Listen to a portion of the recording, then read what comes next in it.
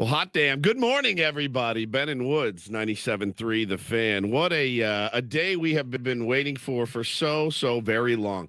I'll say it. Let's get our heads right on a Thursday, a victory Thursday. Thank you, God.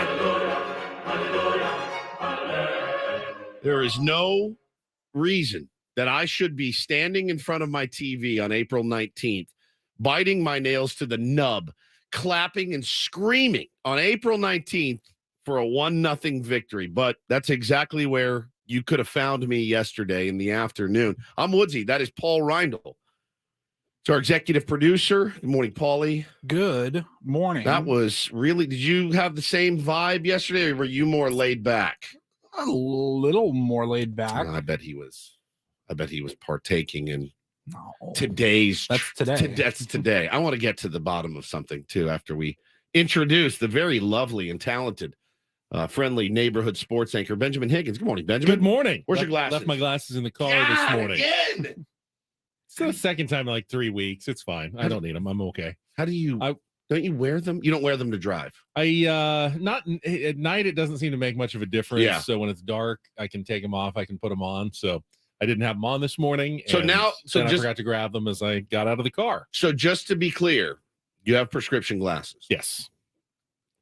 I'm not required like in my driver's license. I didn't take my driver's test or anything. Okay. With I'm them. in the same boat. So I can't, because I can't see near. I can see far, no problem, like an eagle. Like if I was taking an unfamiliar drive where I was going to have to like, oh, which exit am I going to get off of? And I'm trying to read the signs from far away. Yeah, probably the glasses would help. When I'm doing my normal drive where I know exactly where I'm going and autopilot. Every lane change on autopilot, don't need the glasses for that. I can see the cars and everything else that's around me just fine. I wanted to say hello this morning to 3 different groups of people. First of all, everybody who is listening on 97.3 The Fan on the radio, good morning to you. Good morning, radio people. I would like to say hello to everyone who is listening on the Odyssey app. We were told yesterday by Adam Klug, our app numbers are boku, like up. Everyone's been downloading the app, listening that way. And of course, I would like to say hello, and I can wave hello to everyone watching on our YouTube stream. That's rude. I can double bird them. Well, I got it out of love. That's so, more like you can watch this show on YouTube now, streaming live every morning, and we've got you can do anything. We got a bunch of people who get up early, who start streaming, put it on their televisions, on their phones, however they comment in the chat as we go along. But I realized, so when we start the show, Paul's also our director of the YouTube stream. He turns on the cameras a few seconds before we turn on the microphone. Yeah. Like 15 seconds or so. And we're sometimes talking. Yes. And then I start thinking about guys like John Boy out there who do lip reading. Like, is anyone going to start reading our lips, what we're saying before the show actually starts and we turn on the microphone? I mean, you might get in trouble for things you say when the microphone's not on. Well, to be honest. Yeah, I mean, today I was talking about. I'll just be honest, and since you I was talking about our company, and actually things are going pretty well. Like we had a really successful golf tournament, but there's a thing that's happening. It's they want you to be, and I feel bad, and I'm not making fun of them. This is what companies do. I feel bad as an employee, because I have to keep missing things, right? Like yesterday was a beach cleanup. I love this city. I love the beach. I'm not a beach guy, but I love the environment. I have a world to leave behind for my 2 beautiful children. Obviously, the family that I'm married into is very, very environmentally conscious, and you know the whole drill. They had a beach cleanup yesterday. I couldn't go yesterday, and I felt like a jerk because of it. And the reason I couldn't go is we lost our dog Django yesterday. It was a horrible, rotten, no good day. It was horrible. Hannah was beside herself for good reason. So I had the boys. Both boys were sick. So this is the second day in a row. You didn't go to the beach cleanup? We did not. Come on. Trust me, I should have gone to that. It was a rough day. I had to entertain both of those kids, and they're really sweet. Obviously, they don't fully understand what it means. They just know that Django's not there. Taylor said, Djangy's sleeping. Of course, that brings a tear to my eye. And then Bo said, Djangy's with Poppy now, and It was really sad. It was horrible. People were coming by all day and bringing flowers. I mean, it was a big deal. Django was a very big deal in our family. Anyone bring a casserole? Didn't get any casseroles, Okay. which I would have loved. Yeah, Yeah, I we love ended up casserole. eating out last night, and I would have rather had a casserole. to eat. Casseroles are almost always good. So I didn't get to go. So then I'm checking my work email later in the afternoon after the Padres game, and there's this thing that they sent out for Cinco de Mayo lunch, and I'm like, I mean, it's at noon. I'm not staying till noon to get Cinco de Mayo lunch. I can go down the street and get my own if I want to celebrate privately for Cinco de Mayo. I can. So I feel like a jerk because I always click no now. I click no. I can't. I don't. I have a lot of stuff going on. We all do. You have another job, Paulie. We got all kinds of stuff to do. So I feel bad. That's what I was talking about. It's just the timing. It's the timing. If it was at 10:30, 11 Done. Done. Right. but I'm not waiting around till noon. No. I'm driving 25 minutes home, exhausted. then staying home for 10 minutes, and then Coming turning around and back coming right back. Like, for tacos. I'm tacos. not doing it. Like, I'm sorry. So Odyssey, if you're listening, Mr. Odyssey, it's not you. It's not you. It's the situation that we're in. You know, a lot of It's me. companies nowadays. me. It's me. Well, a lot of companies nowadays are trying to put a focus on like culture, I always say workplace, yes. I just say culture, maybe. and maybe. and I do that That's too. a jerk move because they got to order food Yeah. for the number. But That's if why you they say- said if ours. So I worry. So when I get one of those invitations, and I think Paul is the same way. Baby. If I click on no in the first 2 seconds, You're an it's I a-hole. like just look like a you're jerk. not even thinking about it. You I don't mean, even care at least about the pretend culture. like you're trying to rearrange your schedule a little bit. The maybe makes it look like I'm you're trying all to all work for it the out, maybe. and then eventually, I just had other things I had to get to, but I really wanted to be there. When you click no, within 4 seconds of it getting in your You're email, like this effing email guy. box, you're not part of the culture of your workplace. And Yeah. but I know same thing happens at Channel 10. There are definitely a group of employees, and it tends to be some of the younger ones, not exclusively, but that really want to get together and do things and have events and give back, which is great. But there's also other employees who it's my job, and I don't mind being here. I like it here, but I'm working, and then my social life, my environmentally conscious life, whatever. We do a beach cleanup at the Regal Seagull Yep. every year in I Acadia. We go have with seen you friends. do it. I have seen you do it. I donate. I actually pick up trash with one of those little claws claw. and put it in a bag. But that's on my personal time, not on my work time. It's different. It is. And so that's what I was talking about. If you were reading my lips this morning, I'm like, I feel like a jerk. I feel like, the best way, in my opinion, the best way to get culture, to have the best culture is to win.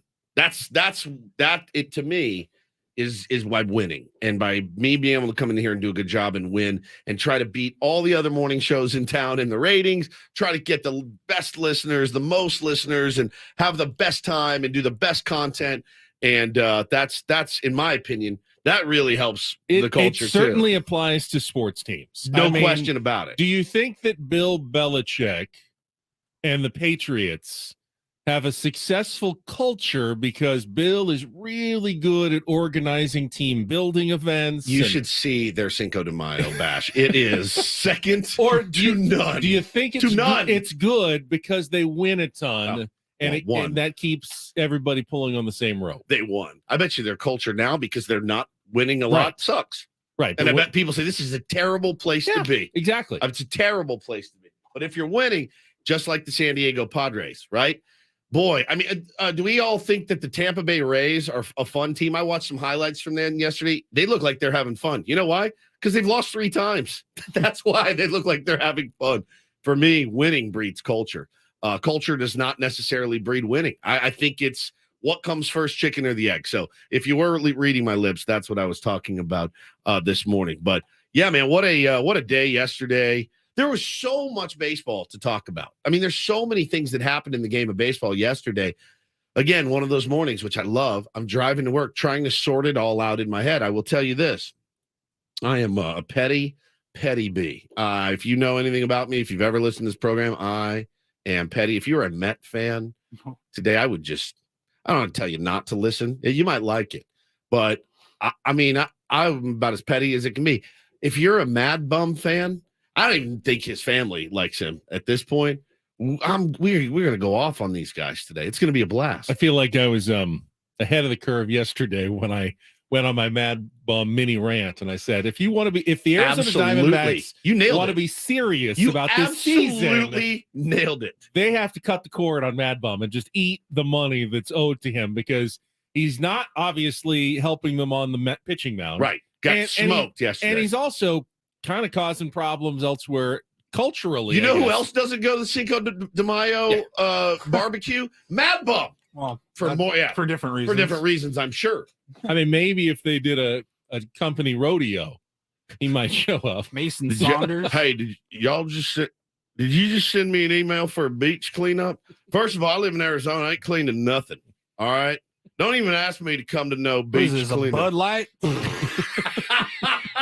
I ain't drinking this beer. I'll tell you that right now. That guy is a load. He is a load. He always has. By the way, I'll never say it to his face. I told you he's the scariest human being I've ever encountered. You've had the opportunity, bro. If you haven't heard this story, I haven't told it in a while. So good. this is so good. You folded like 7-2 off suit. Dude, are you kidding?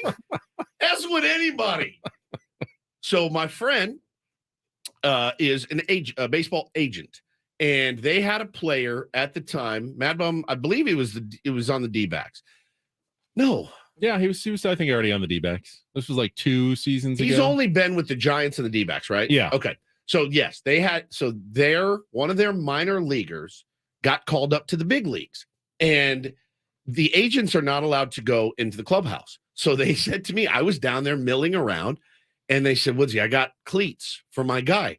You've got the pass. Can you go into the D-backs locker room and drop these shoes off for him? I go, yeah, sure. So I walked in, and I know the kid. I'd met him before. We'd practiced and stuff and worked out together. I said, yeah, I know him. I'll go in and say, what's up, dude? Congrats, and drop the shoes off. I walk in the front door. I've never been in the visiting clubhouse, Ben. So I'm literally at this point, I'm just trying to find my bearings. I don't know where my guy's locker is. So I'm standing by the front door. There's a couple of weird turns. Yeah, there's weird turns at Petco Park. It's not like the home clubhouse where it just opens up in front of you. So I'm standing there. I got this box of Nikes in my hand, and I'm right at the front door. And I look into the trainer's table, and there is Mason Saunders, Madison Bumgarner himself. Oh my God. And he's looking at me like I just brought his daughter home at 3:00 in the morning. And I'm just standing there with shoes.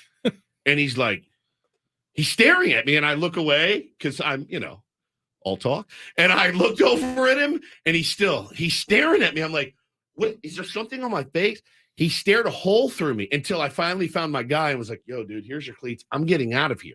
He's the scariest human being I have ever encountered in my life.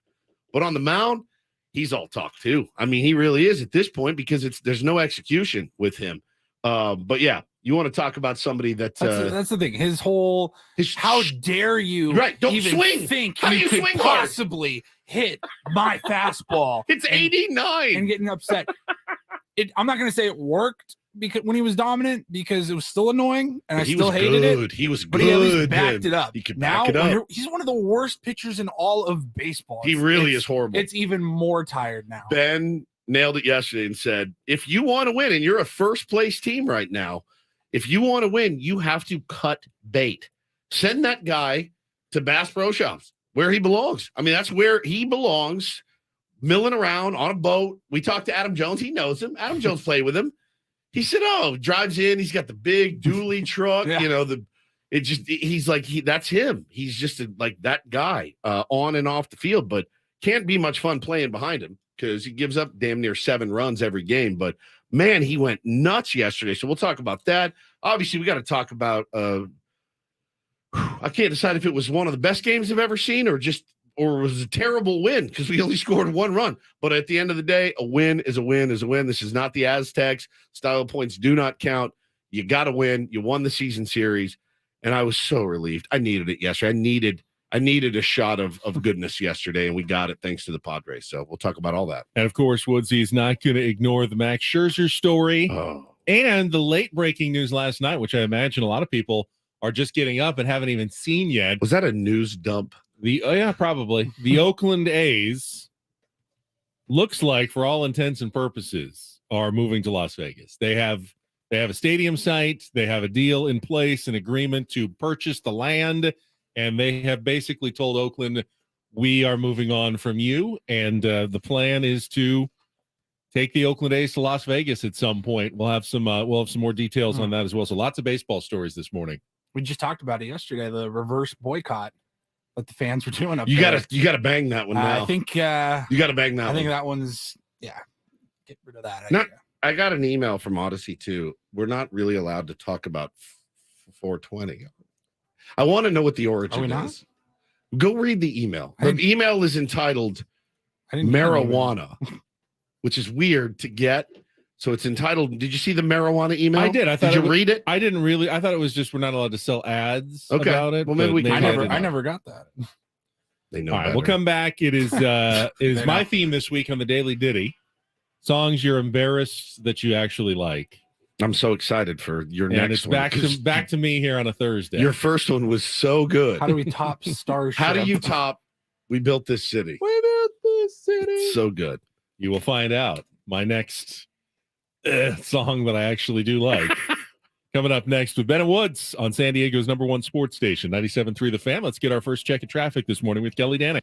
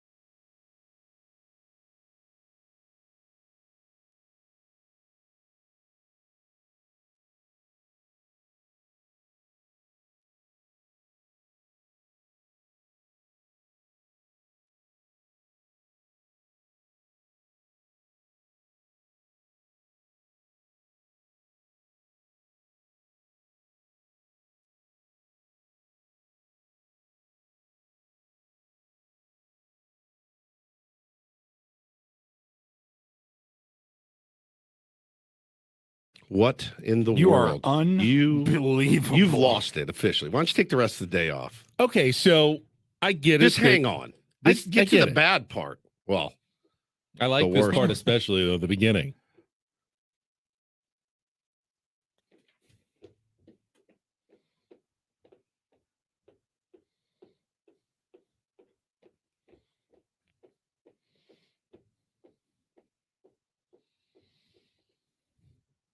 this isn't a bit, right? It's not.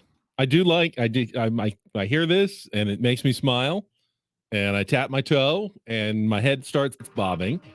And I think what you don't realize, I know it's a bad song, and my guess is that most of the people who kind of enjoy it know it's not a great song, but there's a reason why it was so everywhere. You know, radio stations, they don't play it because everyone hates it and it's going to drive people away. There's No. something about some of these bad songs that for a lot of us, and I know I'm not some musical critic. I'm not, and I don't go deep on the tracks just for a casual person who turns on the radio sometimes. We like these little earworms, and it's good for me. This isn't one of those though that like, man, it was really good when it came out. They just overplayed it. I think objectively, I guess I can't say most people hate it because they did play it a lot. They did. Yeah. Because there are songs I had to play next door where you hear them, you're like, that's pretty good. And you're like, why am I playing it 7 more times today? And then you just get tired of it. Like Kings of Leon, Use Somebody. I can't even hear it. It makes me want to throw up. And I love Kings of Leon. But if I hear that song, I'm like, it's immediate. That's more of a DJ problem. Yeah, though, that's more of a than DJ problem necessarily than an a audience consumer problem. problem. Yeah, 100%. That song's terrible, but it's great for the theme. It's terrible. Who sings it? Eiffel 69 65 or Oh, some number after Eiffel. Eiffel 69, and the song is Blue. Bada Bada bee. bada boo. They have that in They parentheses. say Yeah. Oh, wow. Dabba Dee. Dabba Dee. dabba dee. Blue. I remember I was a kid when that song came out. And all everybody wanted to do was, what are they actually Yeah, saying? what are they saying? Nothing really. No, not a damn thing. So he's like, oh no, he's saying, I'm blue. If I was green, I would die if I was green. I would die if I was green. That's the thing. That's People- what I thought too. Yeah. Yeah, when Oh, it first wow. came out. All right. Because you really want to be blue. You don't want to be green. You're blue. So today is 420.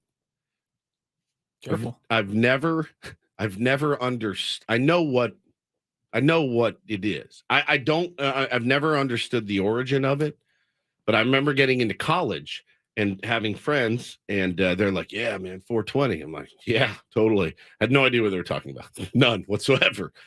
And it's this time where you, I guess, partake in marijuana. 4:20 p.m. It's the police code. Is that what it is? Like we got a Is that 420 what in it is? progress. Is that I've never known that. Like I I'm learned 99% sure that I that's learned- the origin. According to Wikipedia, it's more of it started as a secret code among high schoolers in the High schoolers. 70s. okay. That was like Hey, the time at they 4:20. gather to start lighting up. It's like it's 5:00 somewhere for drinking.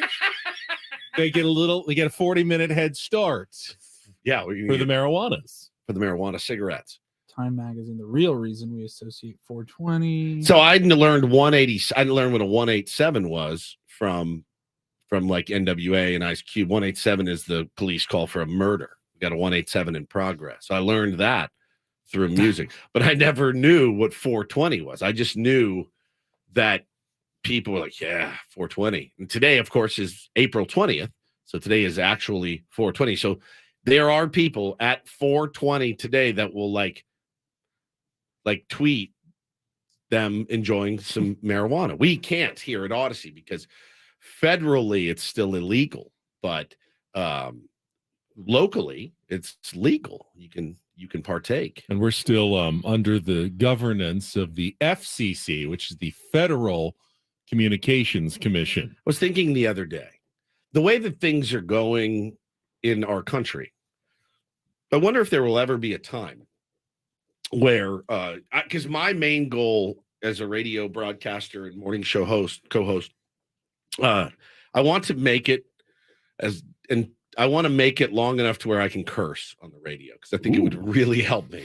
Do you think that is ever going to be a possibility, because I turn on FX now and like they say the C word. Yeah. Like it's cable, I understand, but like I'm hearing the C word Like growing in a up, show. you Like, would ah, hear, you dumb C. I'm like, whoa, whoa, whoa. Like this is I remember like I was fascinated. Like, okay, this is a PG-13 movie, Right. or this whatever this is rated PG-13. I'm like, I just heard an F bomb, correct. but I was like, oh, I think you can say one, 3, maybe. 2.5. I mean, you can hear the S word now Yeah. on cable, like regular cable. Oh, way worse. Way worse. I just said the C I mean, word. we You know can what word even- I'm talking about? I do. Okay. They say that on like That's worse. yeah, on Mr. In Between. They're like, F you F and C. I'm like, holy smokes. I always thought it was dude. weird how like even on the air we can say damn. I don't give a damn. But cable is different than But if you say over the air. Cable's like satellite. So there's a delineation, just for gonna pull the curtain back here.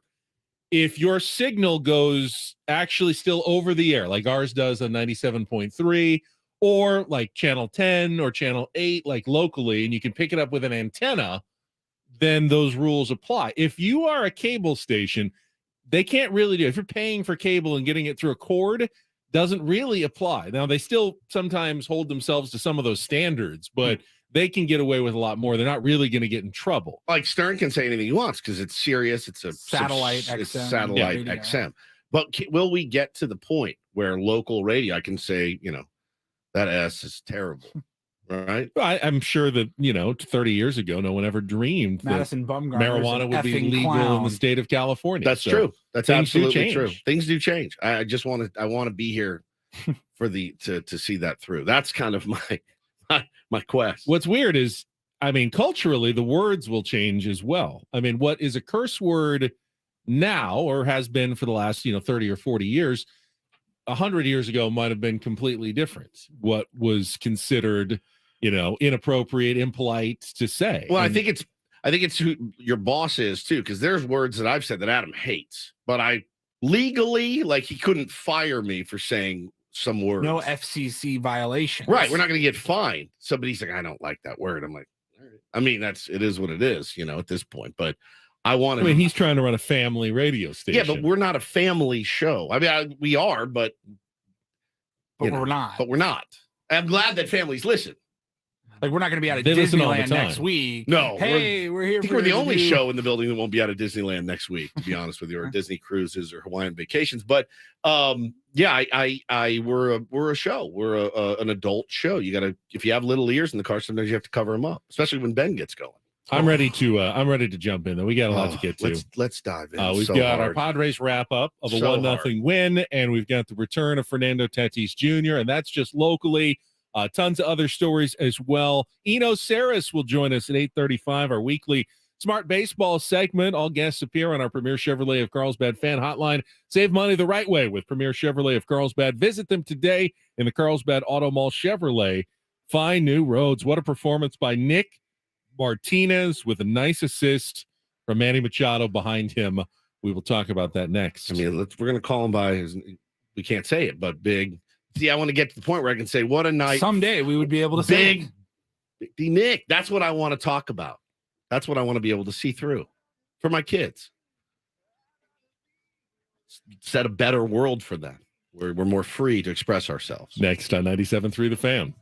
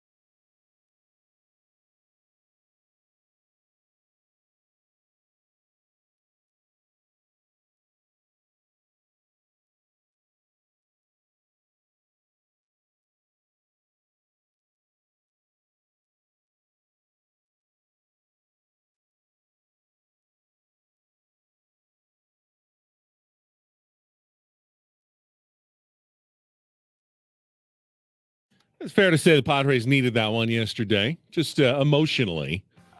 To you don't want to go 1-6 on a homestand. 2-5, it's not good. No. But 1-6 is a disaster. No. So that was a big win yesterday. The offense still has some major issues. We'll get to our wrap up here. My favorite part of the game, though, was about 45 minutes afterwards when Fernando Tatis Jr. got to walk out with his teammates, get on the bus to the airport.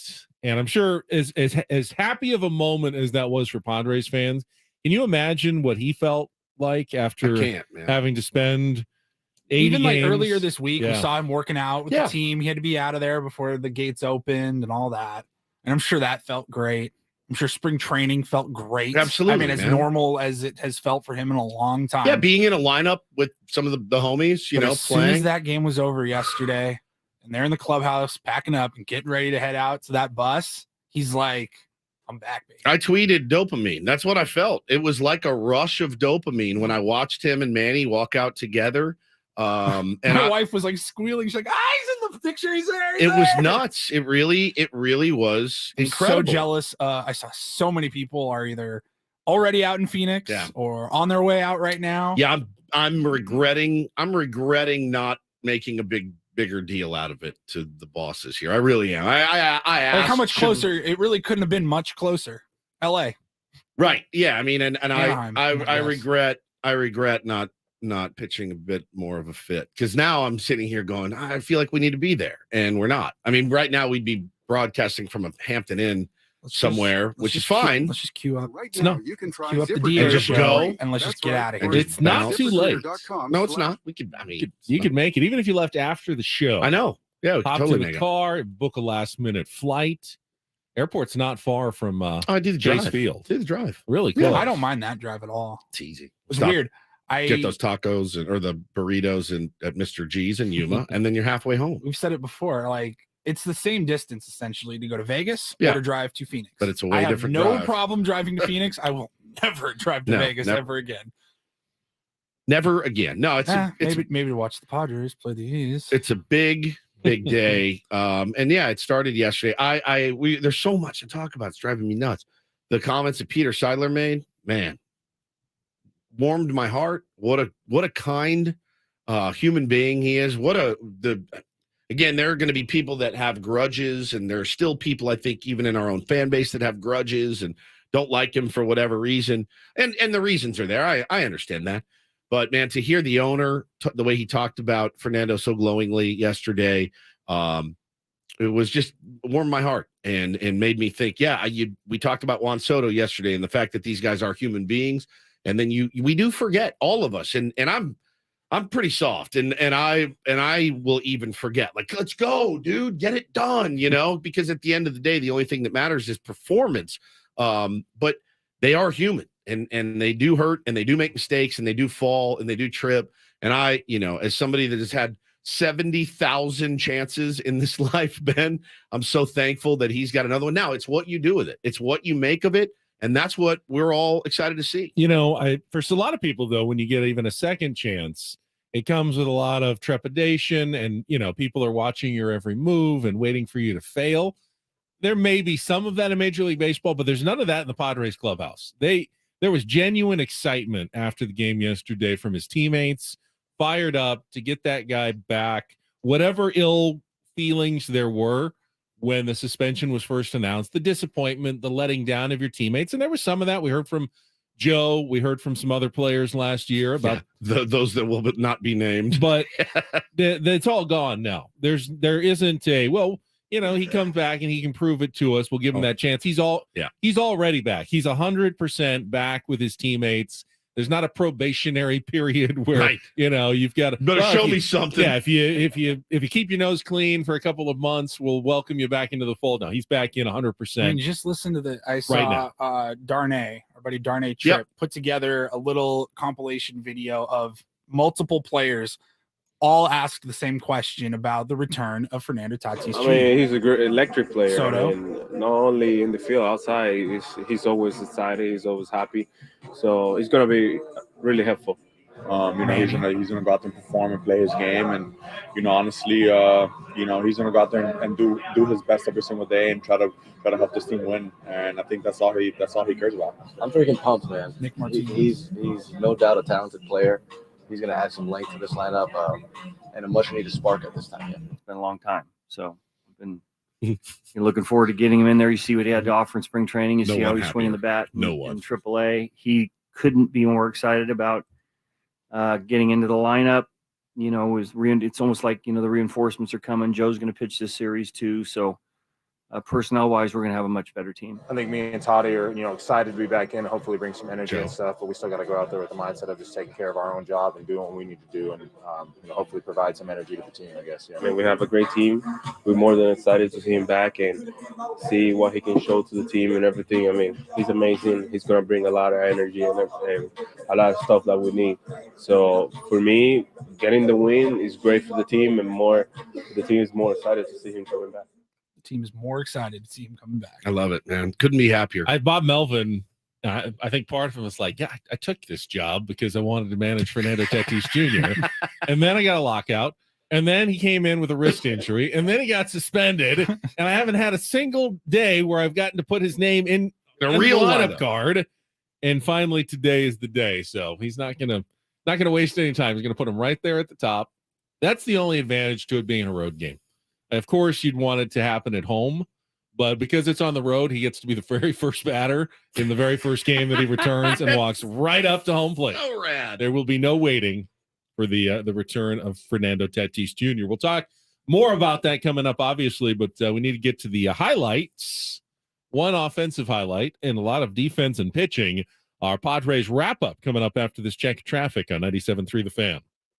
From the Premier Chevrolet of Carlsbad Traffic Center, part of the Premier Auto family, here's Kelly Damick.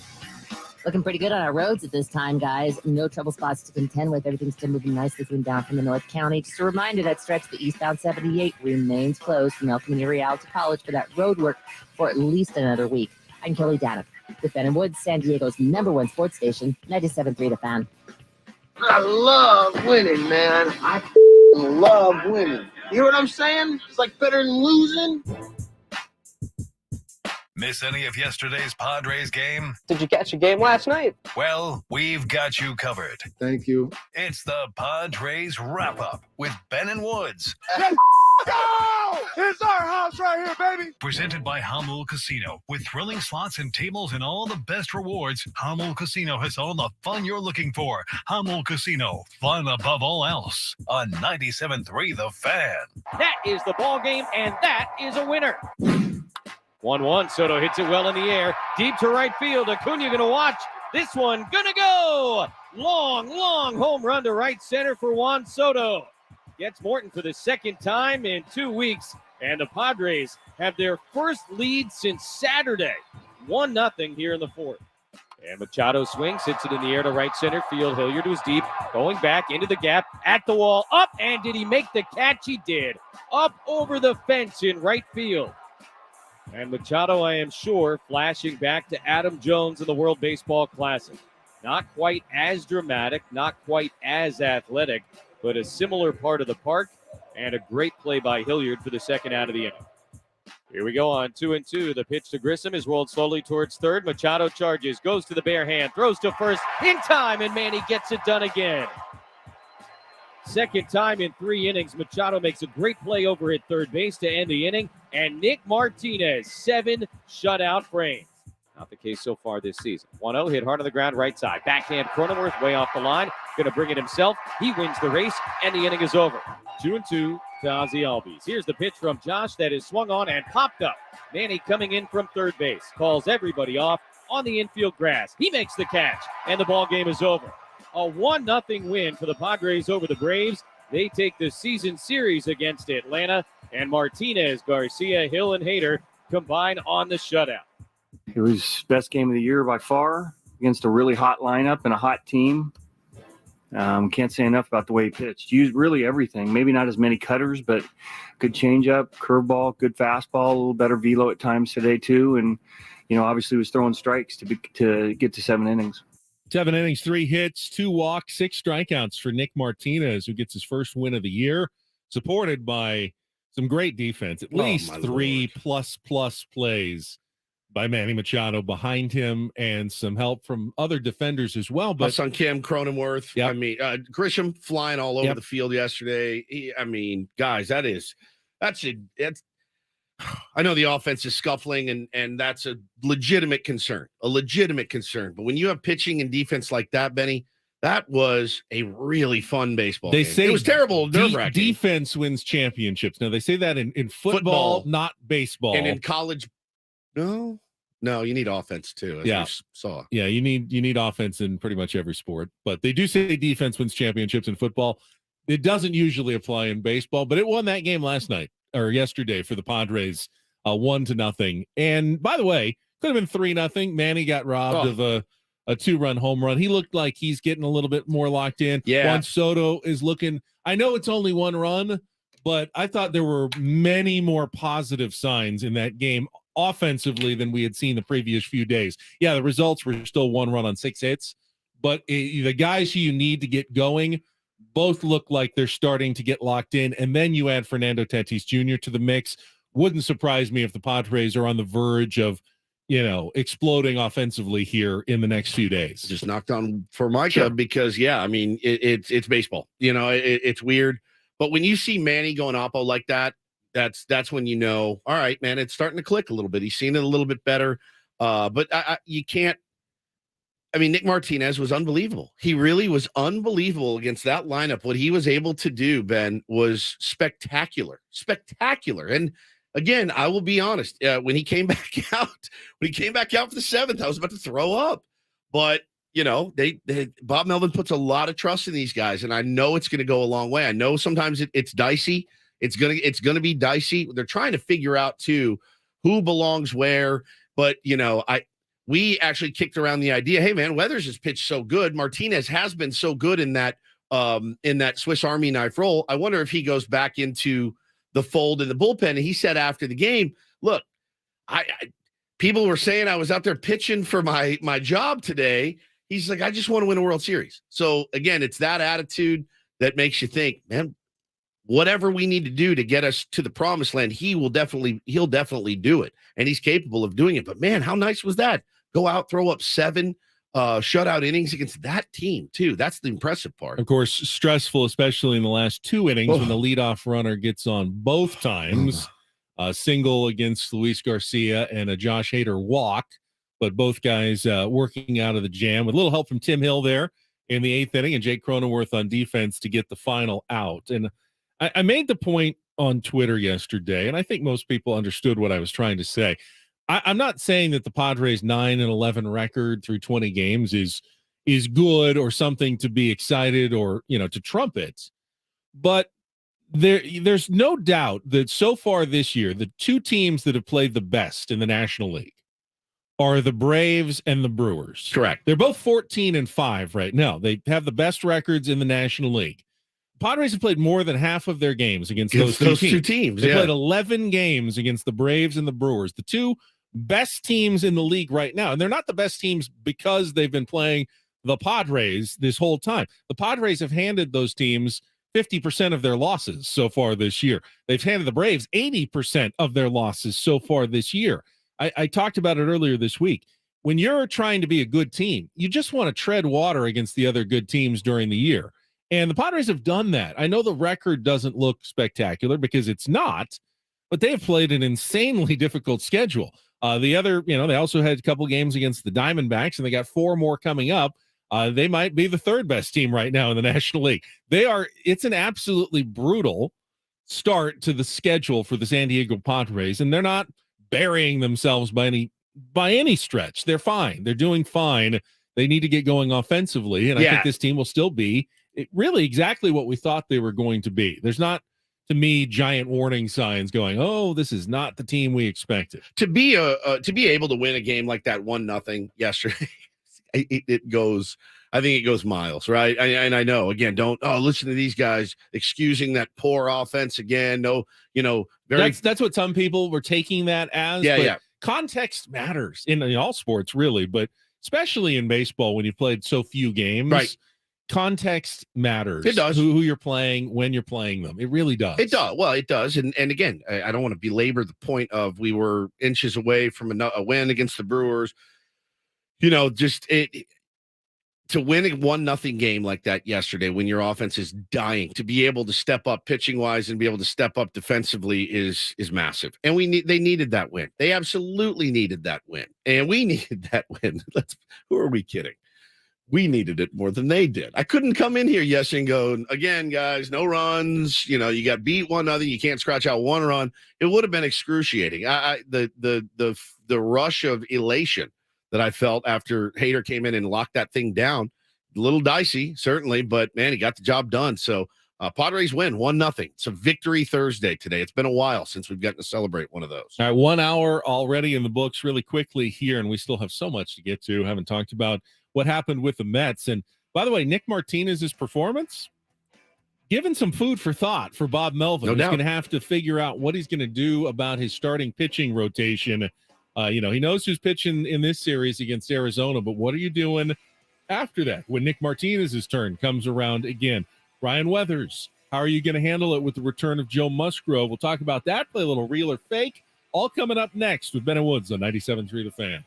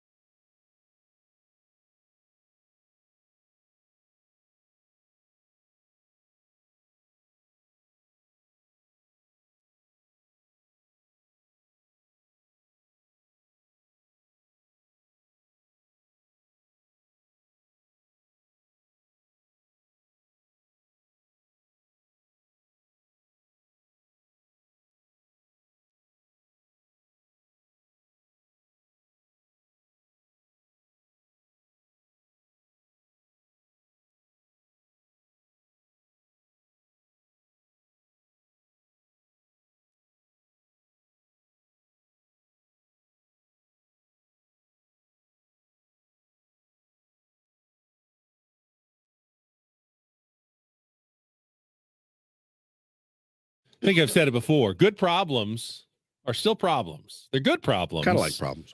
But they still need to be dealt with, and you need a deft touch. And Bob Melvin was hired as the Padres manager, I think, in large part because he's shown to have a deft touch when it comes to deft roster, decisions and management, and still you have to respect that this is the livelihood for your players. Yes, they all want to win and they want to do what's best for the team, but it's not easy for a Ryan Weathers or a Nick Martinez to hear right now what's best for the team is not necessarily what's best for you personally or your career. And with Joe Musgrove returning, it looks like one and probably two current members of the starting rotation are going to have to get bumped to at least the bullpen. Yeah, and you don't want to feel like when you're a starting pitcher either. You don't want to feel like every outing for you is an audition. That's the other thing you and Bob Melvin has to massage is you don't want to be like, and Nick said it after the game yesterday. Yeah, people saying I'm out here pitching for my job and we're 2 weeks into the season. Like you don't want to go in with that mentality every week either. I think Yu Darvish is not pitching for his job. Joe Musgrove is not pitching for his job. Blake Snell is not pitching for his job. There's no threat of anybody being sent down, waived, or sent to the bullpen if you're one of those three guys. Everybody else, pretty much, if you're Lugo, if you're unfortunately, Martinez, it is a "what have you done for me lately" kind of a thing. It really is. And Nick Martinez made a hell of a case yesterday. He really did. I was reading the other day. His only problem, though, Paulie, is that we've seen him do.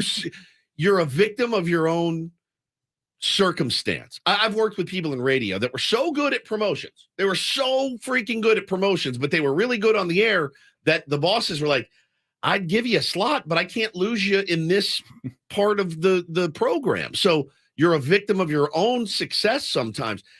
It may be Seth Lugo is the guy that again, he's not a guy that's gone 110 innings even. So maybe he is the one pitching. I was going to bring him up. I think it was him. I was reading in The Athletic a couple of days ago. Is he the one that he got contract incentives for both a starter and a reliever? He did. So did Nick Martinez, actually. Okay, Yeah, they both have smart incentives on both sides of it because they knew this was going to be an option, a possibility. Which I think was actually smart of the Padres, because the last thing you want is a guy has a bunch of incentives as a starter, and then you put to the bullpen, and you're not. Now you're even like taking money out of his pocket. Correct. With that decision. That's a very football move. In this case, you feel like there's a way to earn it. Now, I don't know how they're structured. I did think about that.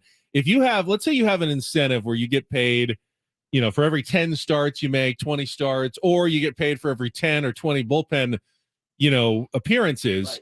But if the team uses you for both, then I got 19 starts and I got 19 bullpen appearances. So I just missed on both of my incentives because you were splitting me between the two. I wonder if they can if they balance out or how that works. I bet you there's another way too, where an owner like Peter Seidler wouldn't surprise anyone if he said, give him his incentive. He's earned it. No, it's not going to surprise anybody. I wonder if you can even do that. You can. Like legally in baseball. They did it to CC Sabathia. Yeah. Okay. He needed a certain amount of innings. One of his guys got dotted in the first inning. CC came out and dotted another guy, knowing, and he got ejected, knowing I'm going to miss my bonus, and the Yankees gave him his bonus anyway. It wasn't like he didn't need to go 9. Either. No, he didn't. It was go like 4 5 innings or something. Like he was definitely going to get it. Yes, he was getting it. So you can do that, and it wouldn't surprise me at all. So if I'm one of those guys, the last thing I'm worried about is my money. Because you both got this point money. of the season for sure. You got your money. I do think Bob Melvin. It's a touchy situation and how he's going to handle this. And here's the crazy thing is, all 4 of the guys that could be bumped from the rotation, Weathers, Lugo, Martinez, and Wacha, have all had really good starts so far this year. They absolutely have. Wacha did not have a good one his last time out. Correct. But before that, he was outstanding.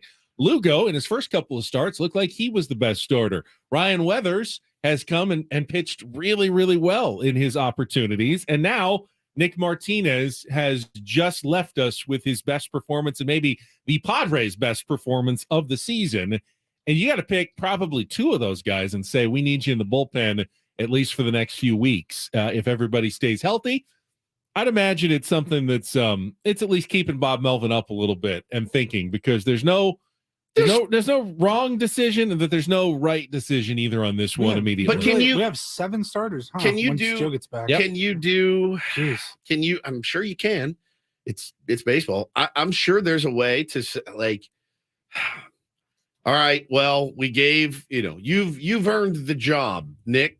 What if Nick goes out and goes 2 2/3 for his next 3 starts? Okay, Seth, you've been pitching really well out of the bullpen. Do you want to be jockeying guys back and forth? That's the other thing. It's almost like you don't have no decision is set in stone, right? We all thought Fernando Tatis Jr. was going to be our shortstop. As you just said, you don't years. want everyone feeling like, I know. I make one bad start, I'm out of the rotation. And then I'm out of the rotation. Every single time they go out there, they're pitching for their livelihood. That's not great either. I will say this. Much like I don't worry about guys getting their money and where it comes from, I really am not going to worry too much about this. If everybody in that bullpen and rotation knows, hey, man, we've got one goal. We need to piece it together to get to and win a World Series. I think we have the right personnel. I do. I think every one of those guys to a man, Ben, will say, whatever you need me to do, Skip, I'm willing to do. And I trust that Bob Melvin is going to know the right way to dance around that and massage the egos and put guys in the best position to win. I do trust him implicitly in that respect. That was his number one strength. I mean, every player we talked to said, you know what I loved about Bob? He would tell me, he would let me know, hey, man, you're in the lineup tomorrow. Or conversely, you're not in the lineup tomorrow. We're going to go with a different guy. And he would tell me before the game. I knew what I needed to do every day. Bob is a master communicator. So if he's a master communicator, you know what? I'm not going to keep myself up at night worrying about what happens.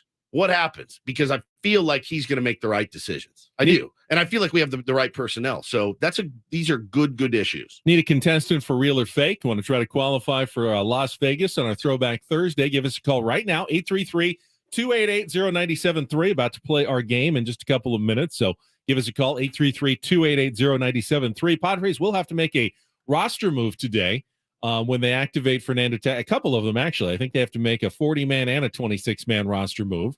Not sure who gets sent down. Brandon Dixon's already been down and up once. He may be back on the train, the express to El Paso. But Rougned Odor certainly has not done enough to say his spot on this team is completely safe at this point. You don't think Jose Azocar is going anywhere? No. He's been pretty valuable for the Padres, and I'd imagine he'll stick around as the number one backup in the outfield going forward. So they've got that decision. And then they'll have another decision on Saturday when Joe Musgrove is activated. Yesterday, Nabil Crismatt was placed on the injured list. He doesn't have any options left. You could probably question how hurt is he right now, or do they just need to give him a break and have other guys ready? Ray Kerr was brought up from the minor leagues. He may be here just temporarily until Joe gets activated on Saturday, and you could make that move as well. My guess is probably Dixon. With Tatis coming back, Odor can play second if you need him to. I think he's a little more valuable. And allegedly Brandon Dixon can play the corners, but they're sticking him out in right field. We've got a right fielder. He's coming back today. Wears number 23. His name's Fernando Tatis Jr. So I think it's probably going to be Dixon. I would be my educated guess. Don't know anything. Yeah. Not privy to anything. And maybe the decision was already made. There's no reason to put a guy on a bus and a plane. I didn't see him yesterday. I did see Odor get on the bus. Did you? Yeah. So, yeah, maybe that's a little clue going forward what the Padres are going to announce later today. No doubt. All right, we got some contestants on the line. It is time to play. You don't have to go anywhere. It's Real or Fake. Let's play. Some are here for the compelling sports talk with Ben and Woods. You can go plow through another donut. It's time for Real or Fake on 97.3 The Fan. Tell the people what they'll win today. Oh, we got Terry as our contestant this morning. Hello, Terry. Excellent. Hey, good luck. Yeah, you're in. And you get to play Real or Fake. You don't even have to beat Woods in musical trivia. If you can get 4 out of the 7 right, we will put you into our drawing for our grand prize getaway to Las Vegas. It's 2 nights at the Westgate Las Vegas Resort and Casino. Tickets to Barry Manilow performing Copacabana, Mandy, and more at the International Showroom, breaking Elvis's record for most shows at the property. You can get your own tickets to see Barry Manilow at the Westgate Las Vegas Resort and Casino. All right, today's category, real or fake, is Fernando Tatis inspired, of course. It's about fathers and sons in Major League Baseball. So I'm going to give you the name of an active major leaguer, Terry. You tell me if their father also played in the big league. So if I said Fernando Tatis Jr., you would say real, because, of course, his dad played in the minor leagues. And you can even ask Woods for help if you want. Terry, you understand the game? Oh, yeah, I'm on it. All right, let's go. Round number 1, real or fake? Jason Worth, real or fake, Terry? Faker. Dennis Worth, his dad, did play. In fact, I think he's a third-generation big leaguer. All right, that's okay. We often get off to slow starts and you come back. Don't worry, you got plenty of room for error in this game. Round number 2, Jorge Mateo, real or fake? That's probably real. No, that's also fake. He's having a great season for the Baltimore Orioles so far. He's a monster. All right, let's maybe ask Woods. I don't know if he's got this game going or not. All right, round 3, Terry, real or fake? Did their dad play in the big leagues? Cody Bellinger, real or fake, Terry?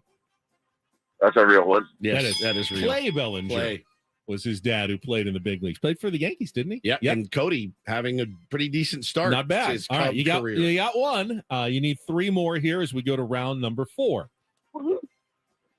Byron Buxton, real or fake, Terry? Byron Buxton. No, that's a fake. That is fake. That's a fake. Very good. Yep. Yep. Good call. I would have said fake. I think his dad owns a truck driving company. Is that right? That one up. Yep. All right. So that's 2 and 2. We go to round number 5. Here we go. Real or fake? Lamont Wade Jr., real or fake? San Francisco Giants. That's fake too. That is fake. Yeah. Damn, look at you. All right, he's Terry's got hot rolling. again. All right, now he's got 3 in a row, and all he needs is one of these more. last 2, and he is going to win our game. All right, real or fake? Round 6. CJ Crone of the Colorado Rockies, real or fake, Terry? I'll say fake. Oh, Chris Crone, his dad, did fake also. Did play in the big leagues. All right, here we go. Game 7. How does it always seem to come down to Game 7 here? Game 7. Come on, Terry. You need this one correct. Come on, real or fake? Was his dad in the big leagues? Ke'Bryan Hayes of the Pittsburgh Pirates. Ask me. Ke'Bryan Hayes. That's fake. No, it's real. No, I said ask me. Terry, Charlie. The great Charlie Hayes. What is you doing, Terry? Terry, I was ready. I said ask me. Damn it. Terry, thank you for playing. It was a great Try job. again in the future, but can't give it to you. I got to maintain the integrity of the getaway to Las Vegas. You are nothing Back without up, Terry. integrity. Back up, Terry. God, that was unbelievable. Ouch. That hurts. Ooh. That one did hurt. Well, that's a don't do this as we get ready for don't do this coming up in our next I like segment. the confidence. But Oh, me too. Me too. I really did. But holy crap. If you've been waiting for me to get petty, you might be surprised. I'm not going to get petty until the bottom of the hour. I'm going to get a little petty. You're so petty that I'm waiting. That you're not going to do correct this story and don't do this. That's how petty I am. I'm not. Max Scherzer will not be featured in Don't Do This. He gets his own segment. No, and don't do this. We're going to talk about a pain that San Diego sports fans know all too well that another California city is going to be going through again for like the 3rd time now in the last decade. And I will be talking about our old pal Mad Bum, though, and Don't Do This. So a little petty. That's coming up next with Ben and Woods after a check of traffic here on 97.3 The Fan.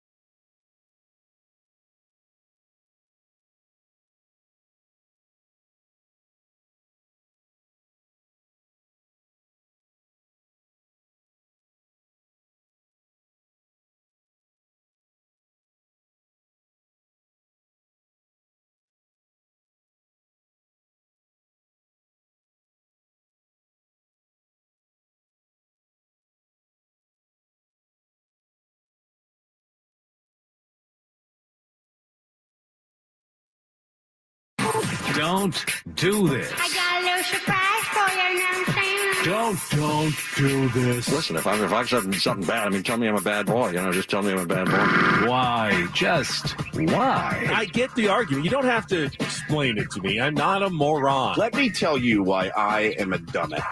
It's time for Don't Do This. Don't do this. On 97.3 The Fan. Forgot to mention that Real or Fake, always brought to you by Home Turf. Save time and water with pet-friendly, always green grass, and get a free consultation by calling the team at Home Turf at 888-4SD-TURF or go to sdhometurf.com. That one always trips me up because it's just the once a week on a Thursday, but it is very appropriate for our Real or Fake segment. Now we are on to Don't Do This, and I mean, just like a punch to the gut, brought up all the memories of the Chargers and the day that they announced that they were leaving San Diego for Los Angeles, because late last night, long after most people had gone to sleep, the news broke that the Oakland A's had entered into a binding agreement to purchase the land to build a new $1.5 billion, 35,000-seat, partially retractable roof stadium in Las Vegas.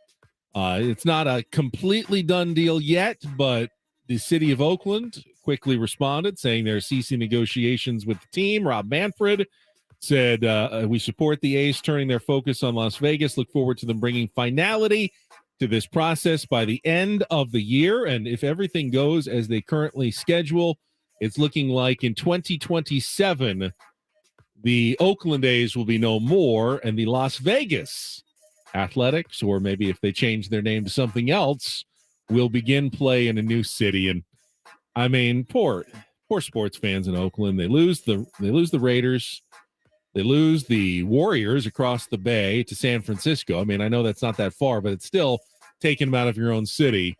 And now they're going to lose their Oakland A's baseball team as well, going from a 3 pro sports town to a 0 pro sports town in less than 10 years. I was watching some tweets roll in from people I didn't even know, just popping up on my feed. Like, I'm speechless right now. I'm sick to my stomach. I've loved this team since I was a little kid. Memory, all the things that we all love about baseball. Now they're going to lose their team to Las Vegas, and it's all too familiar here. It sucks. It's terrible, and the fans are the ones that will get blamed, and it's just horrible. Yeah, what's frustrating to me is that I don't have a problem with baseball in Las Vegas. Sure, they're talking about expansion, and Las Vegas, I think, would have been a perfect solution. In fact, I did a little Google mapping, and the site that they bought, they said it was just north of Allegiant Stadium. Yeah, but it's like a mile north. So if you've ever been to Vegas, you're on that 15.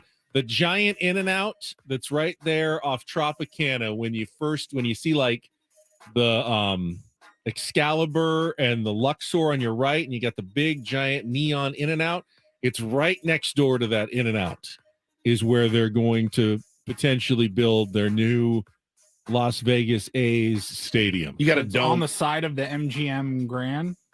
It's on the left side of the freeway. On the left side. Right down there, huh? Yeah, the In-N-Out is right on the left side of the freeway, and then just beyond the In-N-Out would be where they'd be putting the new stadium. You got to dome it, right? Or so partially retractable roof. Okay. Which, I mean, partially makes me feel like you can't close it completely. So I don't know what happens when it's 114 degrees, because I've been to Vegas when it's 114 degrees. You die, and it's not that fun. And then down on to be outside. Down on the field is in July. Even worse. So obviously, partially retractable means in some way it must be climate controlled. Yeah. I mean, even if they can't get it down to 70, maybe they can get it down to 85 or something on the field, which is obviously playable. Obviously, we'll continue to talk about this story, but it's a real bummer. And I think they'll do well in Las Vegas. All the other teams that have it's not the point though. Shown up have done well, but again, you could have put a team in Vegas without ripping it away from those Oakland A's fans. Yeah, no question about it, man. I feel terrible for them. It's again all too familiar here for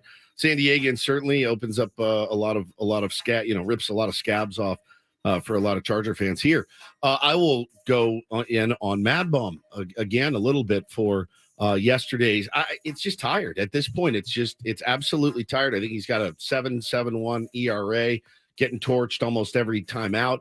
Not to take away from his greatness in the past, he was unbelievable. That performance in the World Series, honestly, Haven't really seen too many performances like what he delivered his team a World Series championship, put the entire team on his back. What's happened to him now is a bit sad, and he's had issues with batters his whole career. Basically, he doesn't like when guys go up in the box and, swing and stuff, or like look at him, or breathe, or it's like exist. He throws a pitch.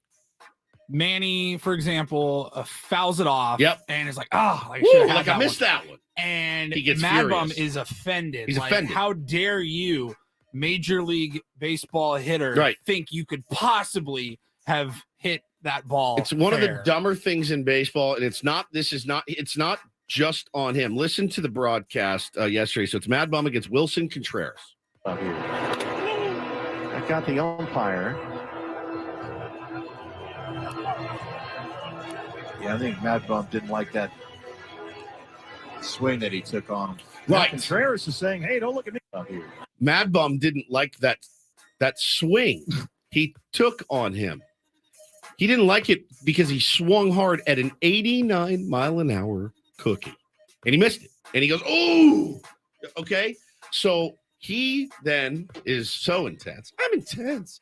He screams, "Man, just shut the F up, you pee." And Wilson's like, "Me? What did I do?" And he's like, "Just shut up, you P word." And he's like, "Okay." So he gets in, works a walk, bat flips the bat 40 feet in the air and walks down to first. He pimped the ever loving. Yeah, he did. He pimped pimped it. And Mad Bum's like, he stares at him. He goes, "You pee," and he's just so mad. I mean, is there a better nickname? Mad Bum. That guy's literally a mad bum. He is so mad all the time. What I've never understood the you don't need to swing like that on that count or that, like, bro, I have to get you out.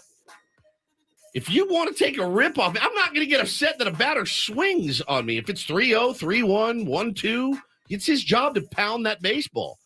So they asked Mad Bum after the game, "Hey, man, what did you take issue with?" His quote, "If you can't see that, I don't know how to help you. Not just today, yesterday, today, probably any other day you picked a random day of watching him play.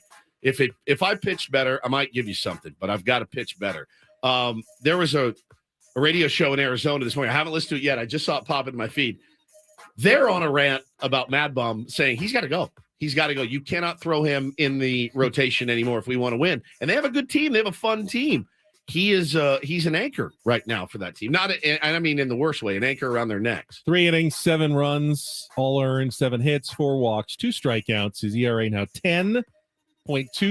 Sorry, 0-3 record. I shorted him 3 runs. I said his ERA was in the It's 7s. now 10.26. God, man. By the way, then the Diamondbacks brought in a guy whose ERA is 12.27, finished with a guy whose ERA is 15.43. I hope the Padres get a chance to face some of those guys in the next 4 days, because otherwise the Diamondbacks have been playing really well. Yep. They're 11-8 this season, so they're 0-3 when Mad Bum starts, and 11-5 in all of their other games. And of course, the Padres will not get to face Mad Bum in this 4-game series in Arizona that begins tonight. Maybe they'll get one of those bullpen guys at least at some point. All right, finally, a little do this. Congratulations mega doo-doo to the USD Toreros, who hired a new football coach to replace the retiring Dale Lindsay, although Dale will maybe object to the word retirement. Not happy. Wasn't necessarily that happy with it, but they have hired their new football coach at USD. His name is Brandon Moore. He was the Division II Coach of the Year last year at the Colorado School of Mines. What? The Colorado School of Mines. Mines? I think you said mimes. Mines with a D or with an E? Mines, like when you're like we're mining for something. Yeah, you're digging for gold. They're the ore diggers.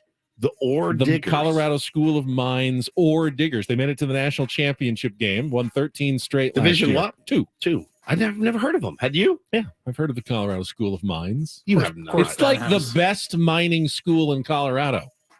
You have not heard of it. I have heard of it. You yes. have not. I've absolutely heard Have you? No. I've absolutely heard of the Colorado School of Mines. You don't lie to me. I think the Aztecs played him once in basketball. Did they? I think so.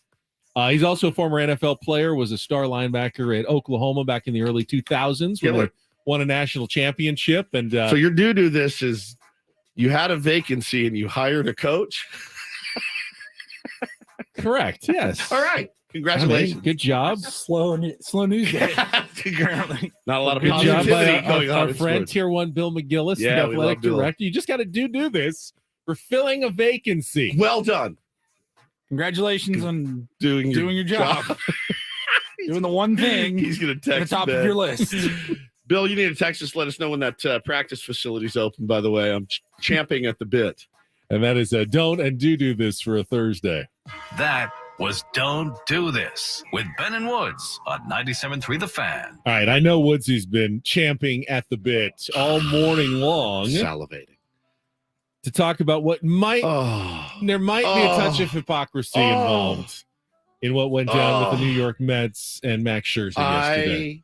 I think I know you like to be petty and you like to hold on to grudges and grievances. You've been staring at MLB Network with your pants off, just and waiting normally for Brian I'm the Kenny. guy who says, "All right, come on, Woods. It's enough. This happens all over the place. I'm disgusted. I might give you a little more rope, a longer leash. I'm disgusted. in this next the, segment. the sanctity of baseball put in jeopardy by one Max Scherzer yesterday. My son was in tears because I told him, you can't load your glove with rosin and glue and sticky stuff.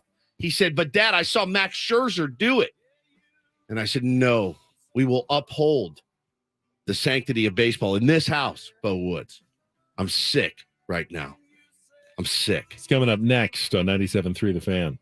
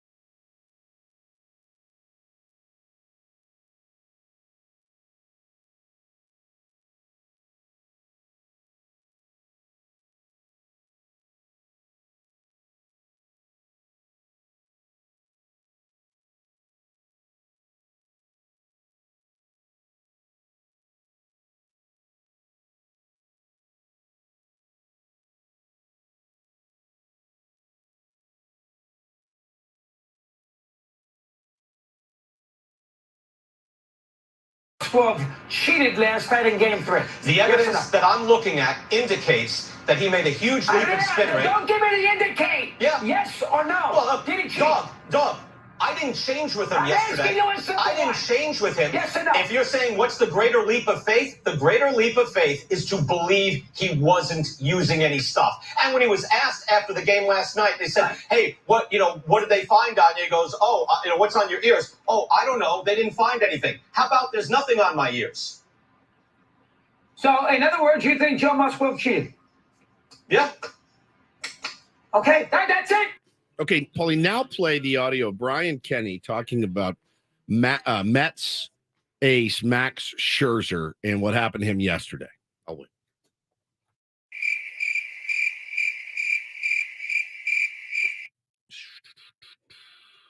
Did you hear it? I just played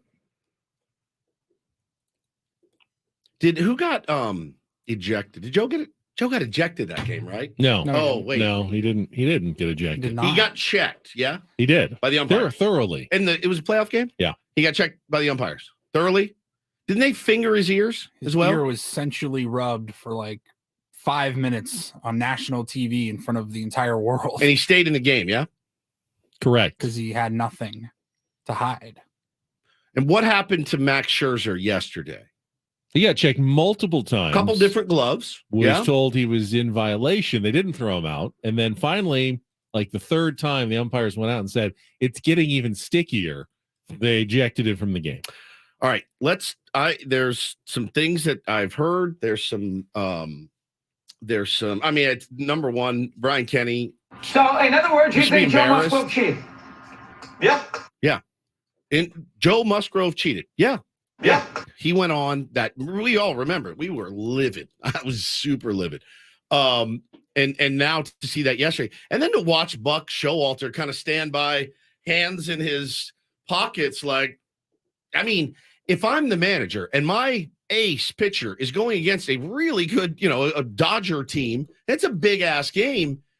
Do you think? I mean, if you're the manager, if I'm the manager, I would have pitched a little bit of a fit. The fact that noted fit pitcher Buck Showalter didn't say a damn thing, did not get run from that game, tells me everything I need to know about what was in Max Scherzer's multiple gloves yesterday. He's dirty. He's a cheater. He should take this 10-game suspension.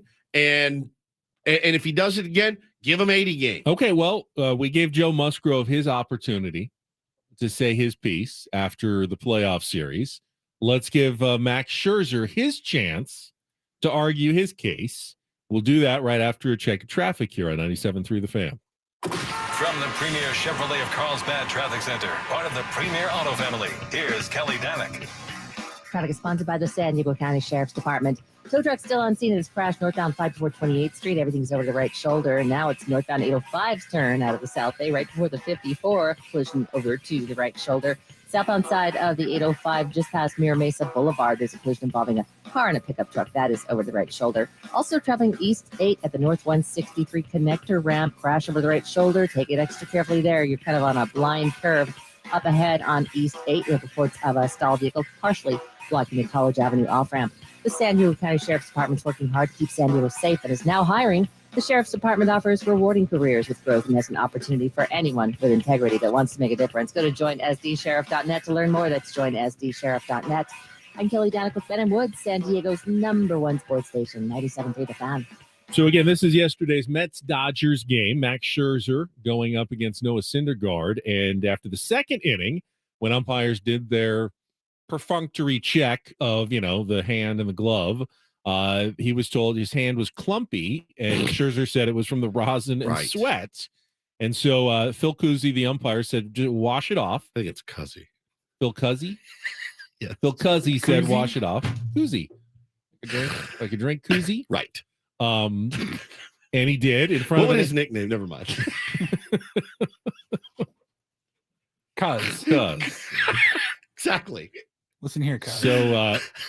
So he went like a drug test almost and had to wash his hands in front of an MLB official. Correct. Washed them with alcohol to get every bit of stickiness off of his hands. So they went back out before the start of the bottom of the third inning, and Phil Cousy said, the Scherzer's hand appeared clean, but the pocket of his glove was still sticky. So you don't say. He told Scherzer, go get a new glove. Yeah. So Scherzer went and grabbed a new glove. And then he came out for the 4th inning, and they went back out and checked him again, and they said, this is even stickier than it was before, and they ejected him from the game at that point for a violation of the foreign substances rule. I mean, I can't wait to hear what Brian Kenny has to say, and all the people at MLB Network who took it upon themselves the day after a playoff victory from the lowly San Diego Padres against the major market New York Mets to go on a rant and to call our beloved Joe Musgrove a cheater. Did he cheat? Yes, he did.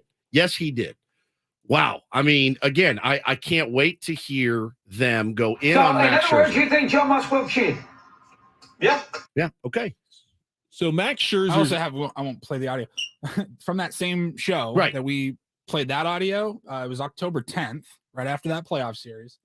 I also have another sound clip here. It's called "Brian Kenny Freaks Out Over Musgrove's Spin Rate."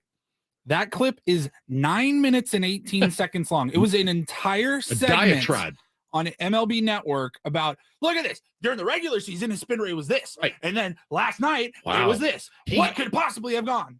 You ever hear of adrenaline in a playoff game in New York City? 9 Wasn't that an elimination game? Yeah. It was game 3. Game 3. He went Sunday, yeah. Wow. Deciding game. I'm so 7 innings, I think he went. It's so weird that a guy would be absolutely amped out of his gourd to pitch against the Mets in New York in an elimination game. I'm shocked. So Max Scherzer's argument was going to make some sense to you. Let's play it now. Play the argument. And we'll play Max Scherzer's side of the story. This is Max Scherzer after the game. What did Phil say after you clearly explained that to him on the field? He said, my hand's too sticky. And I said, I swear on my kid's life, I'm not using anything else. This is sweat and rosin, sweat and rosin. I keep saying it over and over. And they touch my hand. They say it's sticky. And I yes, it is because it's sweat and rosin.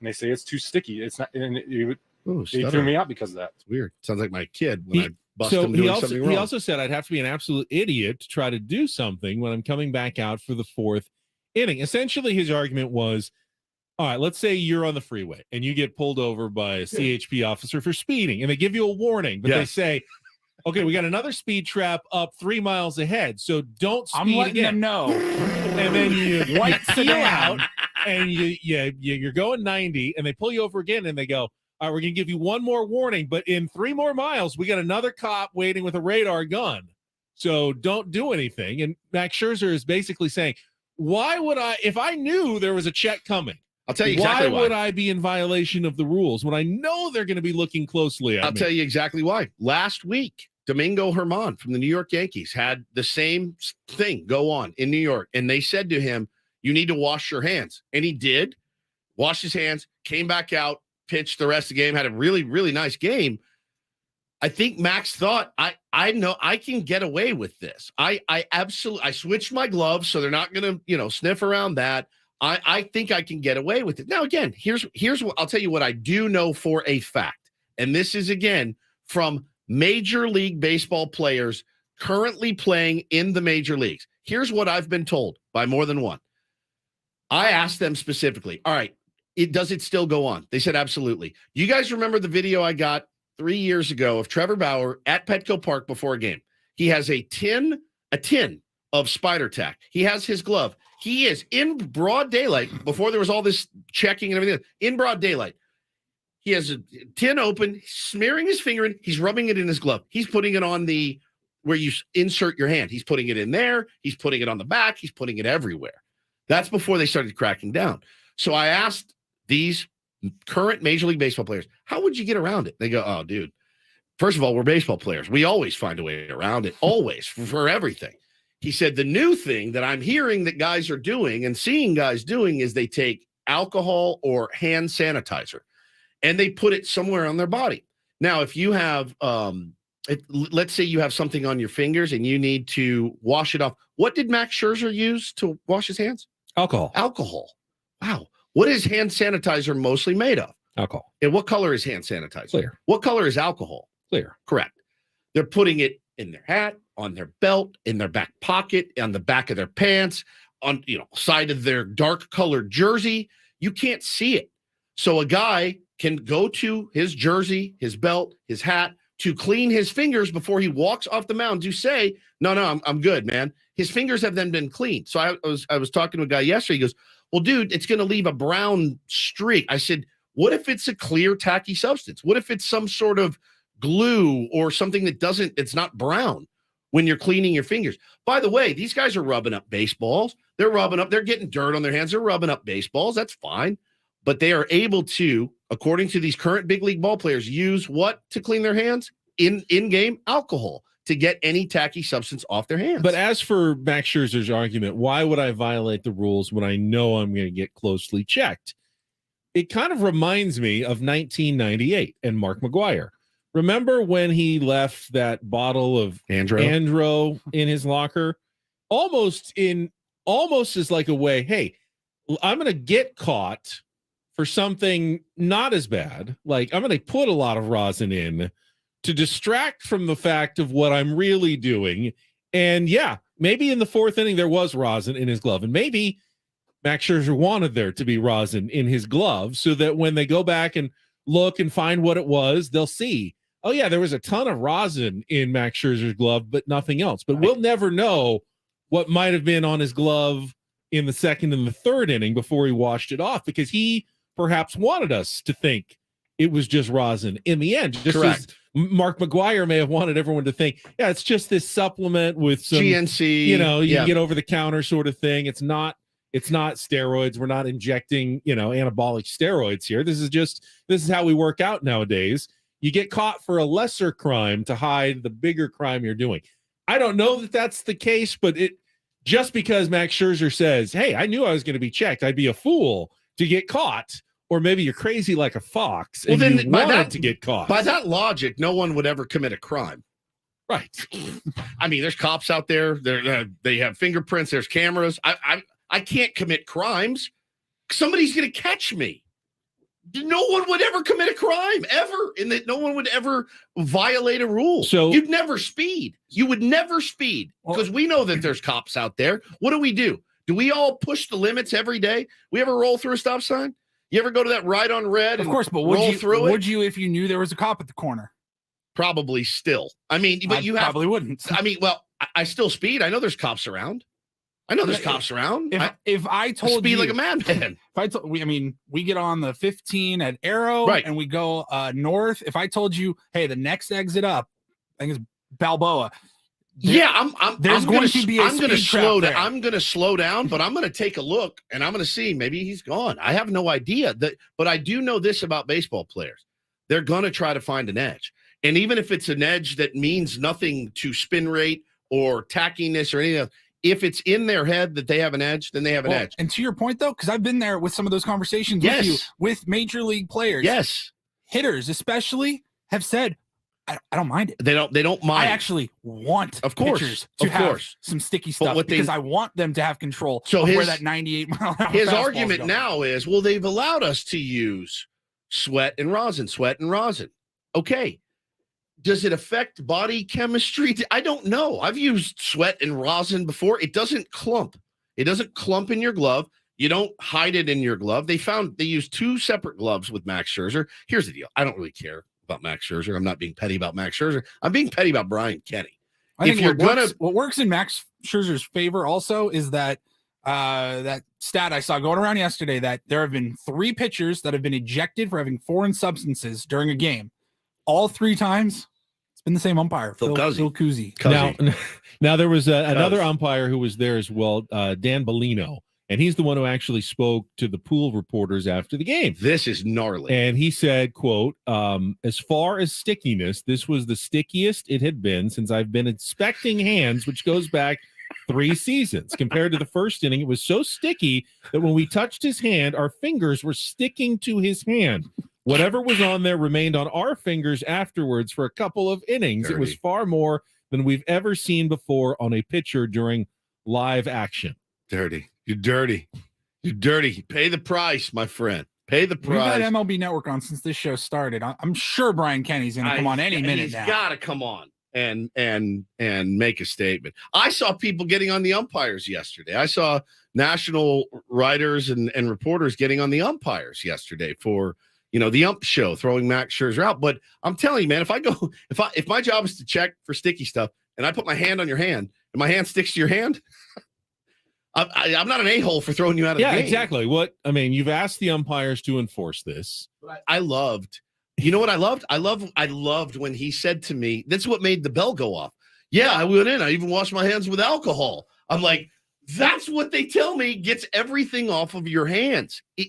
You don't need sweat. You can use soap and water to get sweat and rosin off. You can't use soap and water to get spider tack off. Won't work. You know what you need? You need alcohol. You know that stuff that I got from Trevor Hoffman, the liniment, the hot cream? You can't get it off with soap and water. You know what they say the only thing that gets it off is cream cheese. Pepto-Bismol. They literally said you have to smear Pepto on your arm if you want to get it off. It's the weirdest thing. Max Scherzer saying, yeah, I even washed him with alcohol, says to me, yeah, dude, everyone's trying to find an edge. I want to see MLB Network come out today and call Max Scherzer a cheater because he got actually thrown out of a game. Joe Musgrove did not he got checked. His ears got fingered. He stayed in the game. In other words, you think Joe Musgrove cheated? Yeah. Yeah. So Brian Kenny, by the way, never apologized to Joe Musgrove. That is such an aspersion to cast on somebody's career. And I think that's trash. And while a 10-game suspension, it sounds like a lot for a pitcher. That's a 1-game suspension. That's a 10-game suspension is essentially you miss one start. Yeah, you miss one start. Because if you made it a 5-game suspension, well, then you're just pushing back his start a day. Or if they have a 6-man rotation, you're not missing a single day at all. So to make a suspension have any teeth at all for a pitcher, it has to be 10 games. Yeah. That causes them to miss one time through the rotation. So that's why the punishment is a 10-game suspension, even though that does feel like that sounds like a lot. Well, otherwise it doesn't have any teeth at all. All guests on Benno Woods appear on the Premier Chevrolet of Carlsbad fan hotline. Save money the right way with Premier Chevrolet of Carlsbad. Visit them today in the Carlsbad Auto Mall. Chevrolet, find new roads. Coming back and celebrating his return on San Diego's #1 sports station, 97.3 The Fan.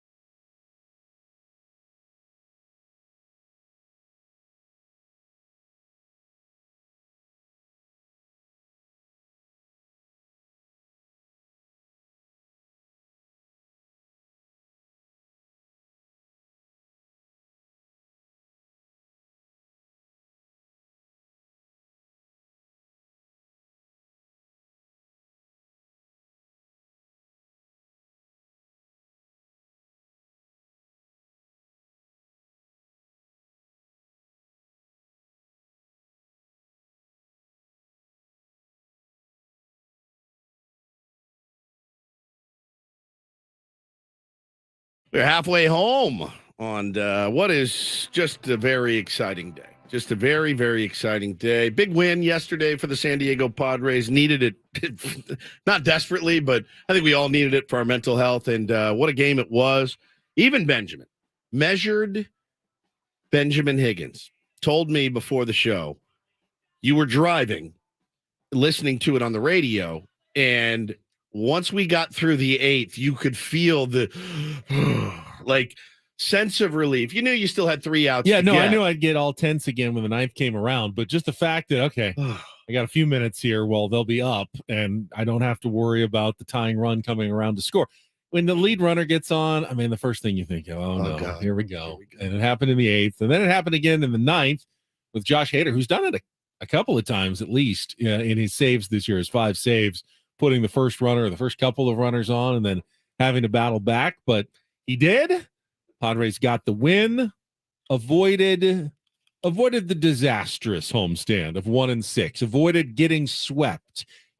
Winning the season series, by the way, as well. We Big talked one. about yesterday how important that Big was. one. That it could come down to a tiebreaker with the Atlanta Braves, maybe for a wild card, more likely, maybe for a home field advantage spot if both teams finish with the same number of wins at the end of the year. That victory, when you did it all without Fernando Tatis Jr. taking 4 of 7 from the Atlanta Braves, could end up being very important come October. So it was a big win yesterday, and I do believe there is value in not getting swept.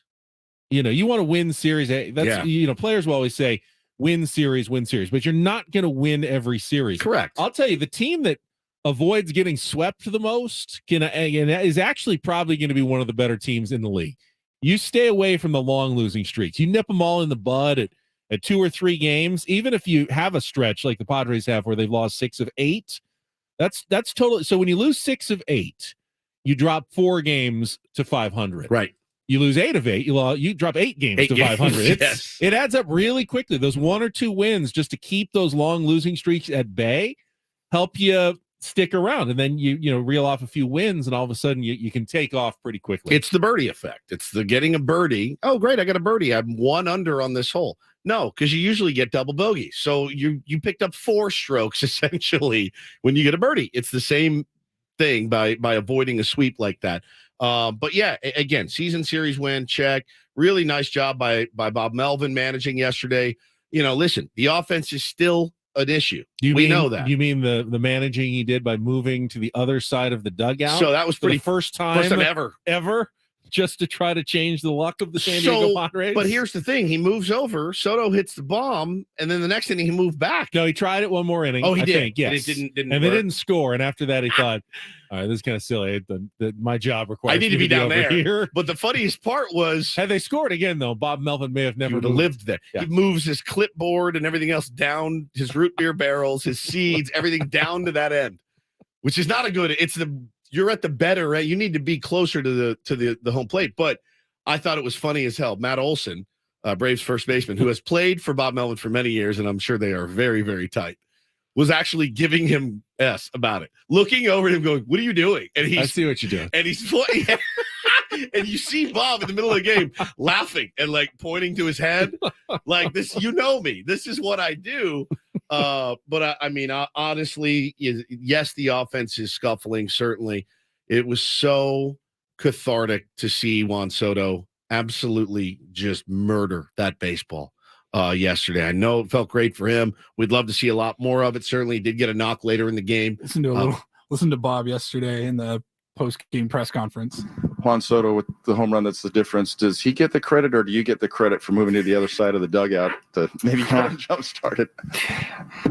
Desperate measures for desperate times, I guess. Actually, their first baseman looked over me and he looked at me. He goes, "I've seen that move before." So, yeah, I mean, I think there are a lot of things. It's a superstitious game. You can't hurt, right? Oh, Bob, it's a long season. You think we stress out? I mean, Bob is like us sometimes. He will stress out about everything over the course of the year. Yeah, but when Ben told me, how you were feeling. I mean, again, we're talking about a game on April 19th, right? Yeah. And a game on April 19th where the 9th inning comes around and I'm up. I'll be honest, out of my bed, middle of the day, watching clapping, staring at the TV like it's freaking October, like it's a must-win game to keep the season alive. I just hope you make it to October, man. I'm screaming at the television, yeah, let's go. Like, I'm like, what is happening right now? For me, more than just the game, I mean, we talked about the tiebreaker and not being swept, but I didn't want to see the Padres go into the return of Fernando Tatis Jr. on a real low skid. You know, there's enough pressure. This kid's, and he's still a kid, is going to have to face enough pressure coming back with the opposing fans and the media that he's going to have to deal with on a daily basis to then say, oh, you also need to save our season, which is quickly spiraling out of control with all these expectations. And we're sitting here at 8-12, and you need to play well right away. This very second. You need a bomb in your first at bat. Just FYI. I didn't want to see that. Now, there's still going to be massive expectations when he comes back, but I felt like the win was a much better way to send him off, get him on that bus with the team, not have everyone, kind of tight and feeling stressed and nervous. It just loosens things up a little bit, and I think makes today a lot more fun for the San Diego Padres. It's already fun for us fans. I mean, we've come up with holiday nicknames for today. We've been waiting for it. Tatismas. And Paulie, by the way, decided to go to the artificial intelligence to see what Tatismas would really look like. What did you search? So I thought, everybody's calling it Tatismas. Maybe I'll put together a little graphic that says, Merry Tatismas. We can tweet it out at the start of the show this morning. And I was on the one of the graphic design apps that I use, and they have an artificial intelligence mode or feature on there. And so I typed in, I was like, let's just see what it gives me. Typed in Fernando Tatis Jr. dressed as Santa Claus, and then maybe I can work off of that. It is. And this is what it gave me. If you're watching on the YouTube chat, it was not really Fernando Tatis Jr. I don't know who that is.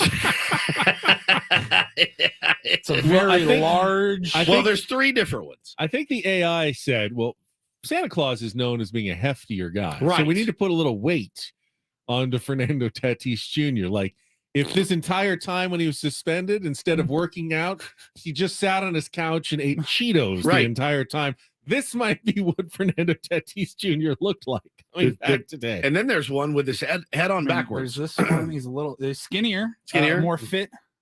Fernando Tatis Jr. is Santa, except that doesn't really look like.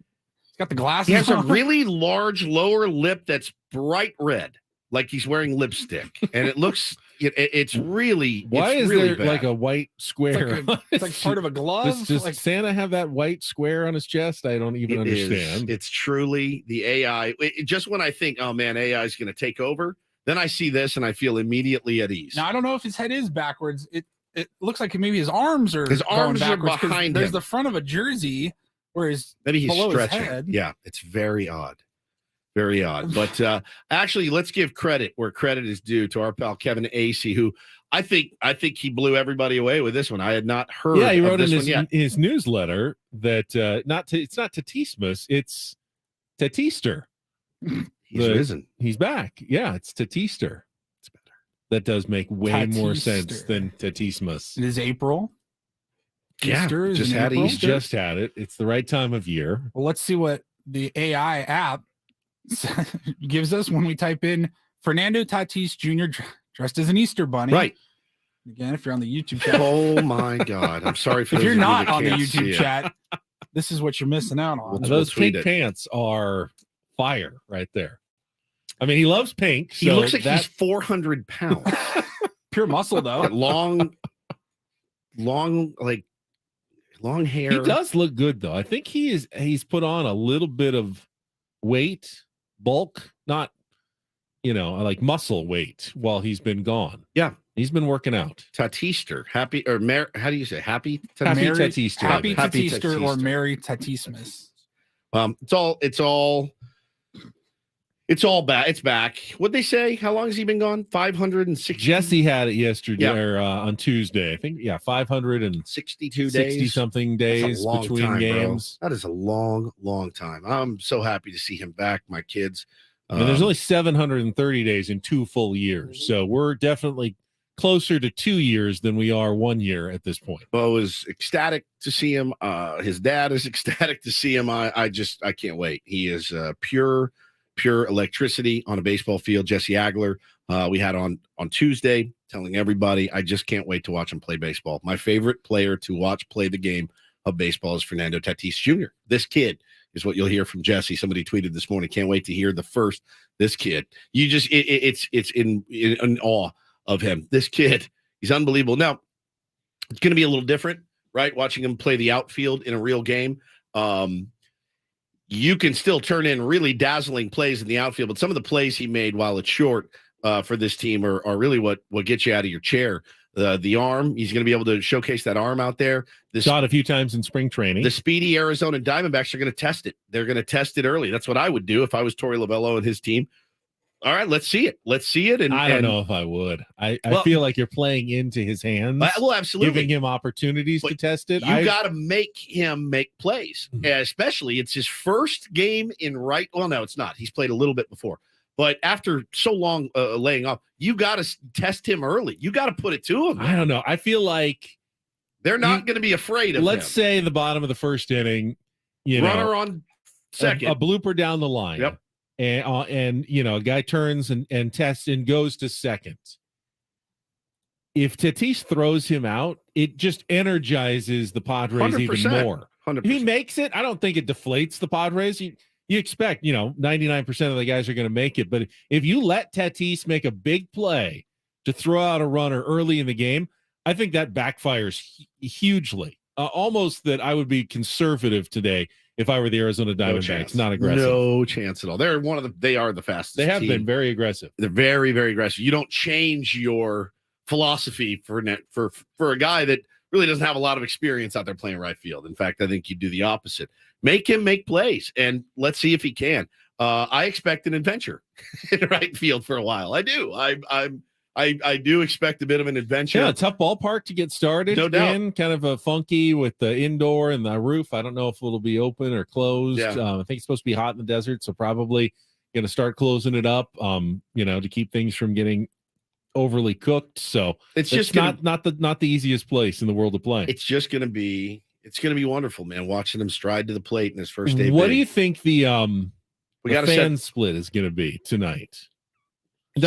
80-20. Diamondbacks have been playing well. They have, but they in the last few years their attendance hasn't been terrific. He's going to get asses in the seats tonight for sure. I would think from both sides. Both sides. I know a lot of Padres fans heading out there. Either went yesterday or driving. Yep. You're on the road on the 8 East driving out. Good luck on that drive over there, and thank you for representing all of us in San Diego today in Phoenix. We'll be thanking you and pulling for you. Yeah, there's going to be people want to go also to see him fail. I mean, they absolutely want to go see him fall on his face. Certainly, they want him to make a couple errors and strike out 3 times tonight.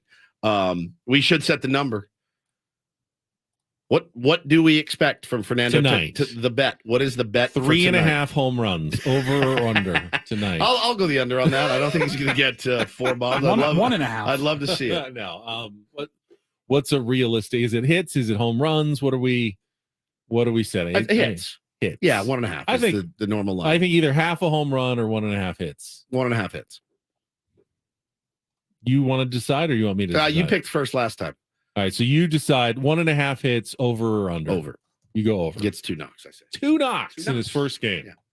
Does he hit a home run? Half a home run. I think he does.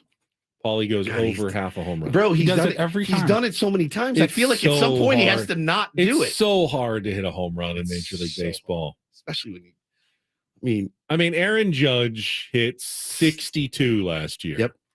That's still just barely over 1 every 3 games. Right.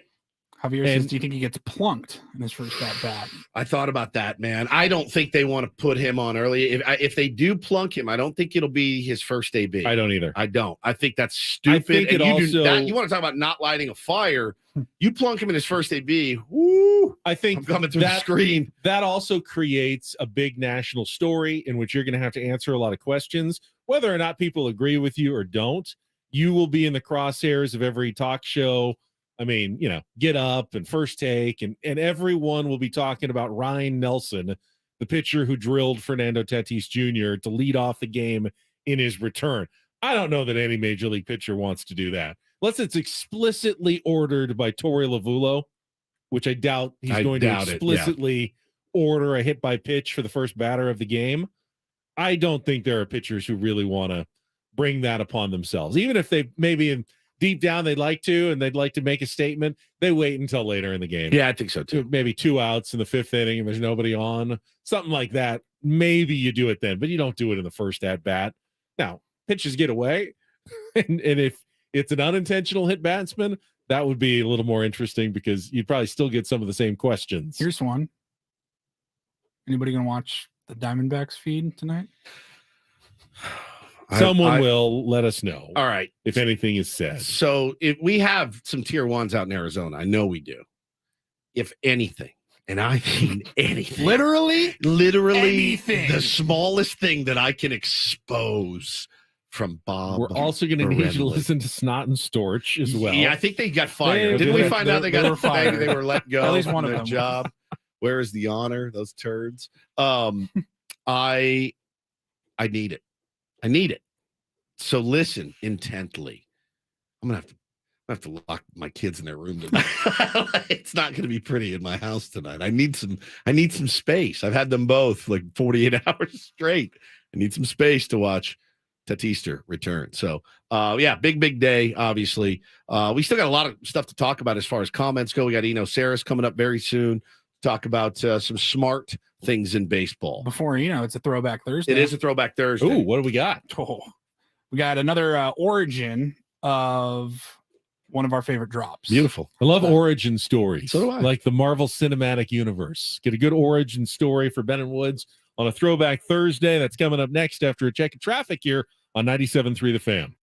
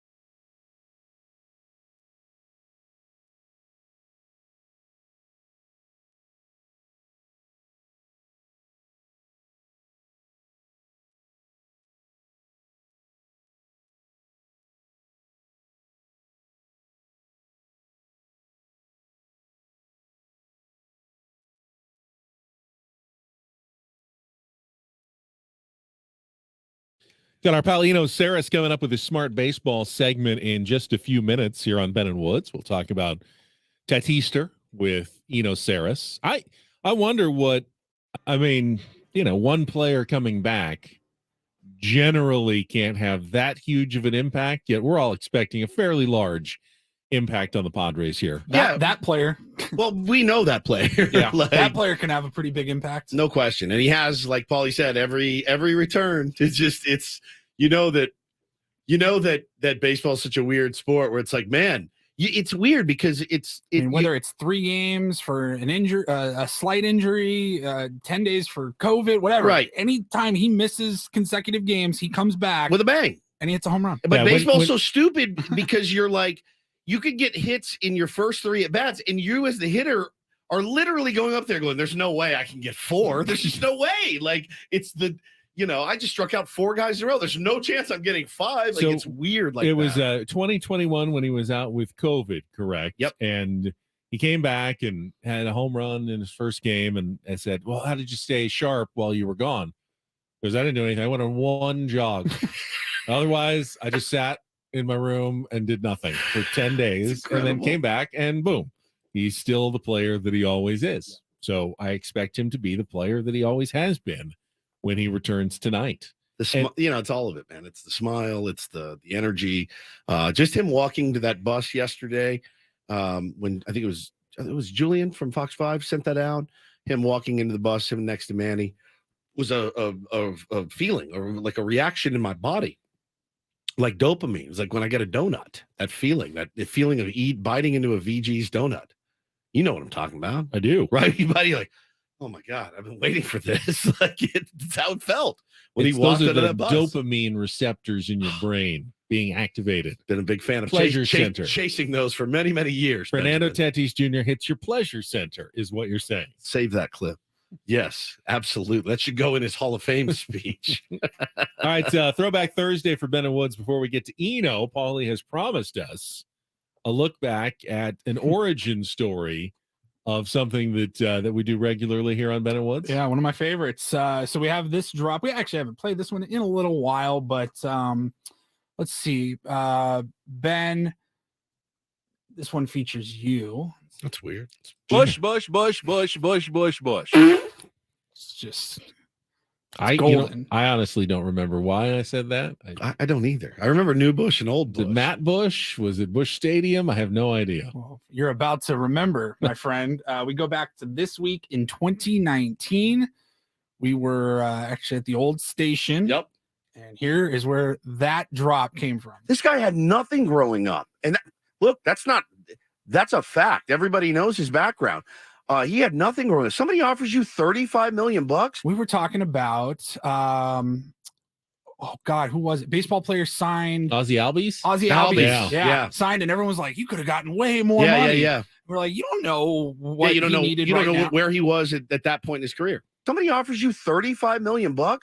You're really surprised that he bird took in the it? hand is bird worth in 2 the in the hand. bush. It's Very old. Say that saying. again. No. Say it You know again. what? You have Bush. You have me saying Bush over and over again. Thank you. That's all I wanted. How many times does Paul actually need a copy of me saying Bush? There's another one. We can do a whole segment on They all sound the same. Ben's Bush. Bush. Thank you, Oh my Jesus. God. It's manna from heaven right now. Paul can do that already. He can do that in his sleep. He could come out with that right now. What did we do to deserve What that? just happened? Like that's like a gift. Speaking of Reggie Bush, Devin Bush, draft pick, coming, probably in the top 10 today. Reggie Bush, George W. Bush. Oh my God. Oh, thank you, Jesus. Keep going, please. Don't stop. What was it saying? Bird in the hand is worth 2 in the bush. Thank you. So you are a legend. A legend. I used to get frustrated with you. He doesn't anymore. Not The really. beginning. Sometimes. You're really surprised that he Bird took in the it? hand is Bird worth in 2 in the hand. bush. It's Very exact- old. Say that saying. again. No. No. No. And then he does it. 1,000. Say that again. No. Say it You know again. what? You Say have, it you again. have Bush. You have me you saying have Bush Bush. over and over again. Thank you. That's all I wanted. How many times does Paul actually need a copy of me saying Bush? There's another one. We can do a whole segment on. They all sound the same. Ben's Bush. Bush, Bush, Bush, Bush, Bush, Bush, Bush. Absolutely murders Fire. me. Just straight fire from Benjamin Higgins. He's so mad. He's so mad. He does exactly what I want him to do over and over and over I and feel over like I and don't over. like making you happy sometimes. It actually makes me mad to Yes. make you happy. I know. So sometimes I don't want to do it. Bush. Bush, Bush, Bush, Bush, Bush, Bush, Bush. Thank you, Oh my Jesus. God. It's manna from heaven right now. You are Paul a can do legend. that already. He can do that in his sleep. You're a legend, Benjamin. Fair enough. Holy crap. That was All right, awesome. Our weekly Oh Smart my Baseball God. segment with Eno Saris, brought to you by 7 Mile, is coming up next. Stay tuned. More Ben and Woods on the way on San Diego's #1 station. For Bush, 97.3 The Fan. Oh my.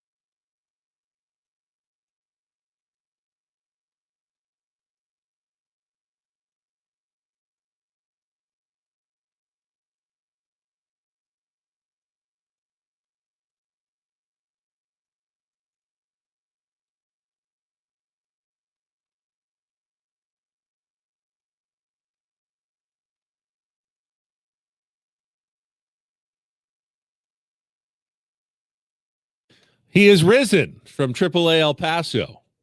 Happy Tatis-ter, everybody. We'll talk Fernando Tatis Jr. with Eno Sarris coming up here. Also, as a Bay Area guy, definitely get his reaction to the news late last night. The Oakland A's entering into an agreement to buy land to build a new stadium in Las Vegas, Nevada. And what that means, obviously, this has been discussed for a while, but sad day. If you're an Oakland A's fan, just devastating. Knowing how I felt, I mean, still 6.5 years later, whatever it is, since the Chargers left, and still feels like a punch in the stomach, like one of the worst days of your life. You lose a big league team, and they've had to go through it with the Raiders and the Warriors. I've gotten to go through it twice. It's been, it's been real cool. Paulie has. Supersonics, and you went through it with the Chargers. With the Chargers, in 2 different cities. So we've got Eno standing by. We'll get to him right after this check of traffic on 97.3 The Fan. From the Premier Chevrolet of Carlsbad Traffic Center, part of the Premier Auto family, here's Kelly Danick. Still a few problems here, guys. Southbound side of the 805, right before the King Freeway. It looks like some wood pallets in lanes may have touched off a crash. The vehicle is now over to the right shoulder. Also going to find on the South 5 coastline, right around Oceanside Boulevard, some sort of debris, including glass debris, reported in the second lane from the left. South on 15 past Deer Springs Road, a collision involving a motorcycle. That is all in the center divide. I'm Kelly Danick with Ben Woods, San Diego's #1 sports station, 97.3 The Fan.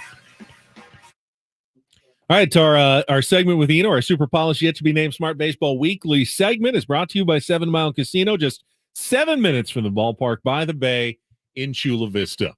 And joining us right now on our Premier Chevrolet of Carlsbad fan hotline from The Athletic is our friend Eno Sarris. Good morning, Eno.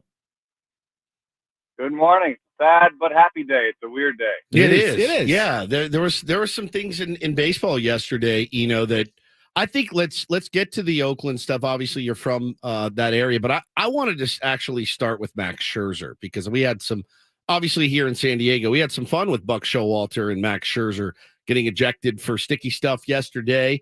When in fact, we all remember what happened to Joe Musgrove with Brian Kenny on MLB Network.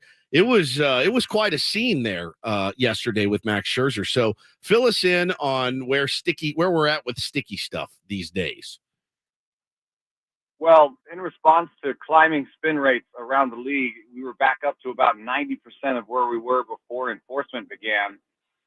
They told everybody before this season that their checks would be more erratic, they'd be more stringent, and that they would they'd basically be stepping up enforcement, against sticky stuff. Yep. And we've seen a little bit of it with Domingo Germán had to wash his hands, and we've seen spin rates go down a little bit again. So it seems to be working. The tough part in this situation is Max Scherzer is saying it's rosin. The league is saying you can overuse rosin if you have it somewhere other than your hands, like on his glove, that it can still be illegal. So I think he's headed for a 10-day suspension. The tough part about it, though, is just like with Musgrove, the spin rates don't give us any sort of idea that Scherzer was doctoring the ball. And the spin rates were basically even for Max. So I don't really know. It's sort of hard sometimes if you use a baseline because you don't know. And so, you don't know where the start point is to compare it to. So maybe he's just been doing this the whole time. I'm agnostic about whether or not he cheated, but I do think he will get suspended, and that the league probably has to learn something from this in terms of being really precise about what's allowed and what's not. Because you give the players rosin, you think that rosin will be okay. I agree with you, Eno, and I'm not defending Max Scherzer here, but it's very hard to have a rule. There's a rule, an anti-sticky stuff rule, but clearly yesterday, it wasn't enforced. The first 2 times they went out and found him to be too sticky. They gave him a chance to wash it off and change his glove, and then they finally ejected him. That seems kind of, it's up to the whims of the umpire, like how sticky does it feel to them personally? How many chances they want to give you to wash it off? And then we go to a 10-game suspension right after that. Baseball doesn't seem to have enough clarification when it comes to something that they're punishing pretty severely. Yeah, it's true, and it becomes a mark. Anything like this becomes a mark when you start discussing Hall of Fame cases and stuff like that. So, it's really kind of unfortunate for Max, and I don't know. I think that they should do some sort of a clarification out of this, because if he just gets busted for rosin, then why do they give him a rosin bag? It's so good. I was telling this story. We're talking to our pal Eno Saris from The Athletic here on Ben and Woods. Telling the story, I actually talked to a couple of big leaguers. I'm sure you have too, because I asked them, all right, man, are they still using it? The crackdown at the end between innings seems, if I was a pitcher, I'd be terrified, because it's the last thing in the world I'd want to do is get on national television and be like, look at this dirty SOB, right? But we asked a couple of players, are they still using it? And they go, yes, they're still using it. And they use hand sanitizer and rubbing alcohol. They put it in various parts of their uniform, and it has the ability to get tacky stuff off your fingers, before you get checked. Now, if it's in your glove, like it was Max Scherzer's, makes it a little more difficult. But if you're just loading up your finger before the inning, there's a way to get it off. Have you heard about that at all? Yeah, I've heard similar. And just points to how difficult this is really to nail down. 100%. And, it is worth maybe a fraction of a point of strikeout rate, to actually get spin out of the game like that. But I don't know if that is worth it for all this. I guess it's fun. It's drama. It's theater. It's something for us to talk about. But it's also just sort of, it makes people shrug and be like, why are we doing this? What's going on? Sure. So I think it's gone a little far. On to the return of Fernando Tatis Jr., and I think I made the comparison earlier this week. If this is the NFL and you're getting Patrick Mahomes back at quarterback, you know what a huge impact one player can have, especially at the right position. But in baseball, what do you feel is a fair expectation for the impact that Tatis can have on the Padres, taking, I think, one of their least productive positions right now, right field, and, presumably if Tatis is Tatis, turning it into one of their most productive positions? How does that impact a ball club? I think it's why rest of season projections have the Padres as number one. I think they came out of the Braves series and everyone said this is the best team in the National League. But the projections say this is the best team in all of baseball. So that's the kind of difference one player can make. It takes a great team and makes it even better.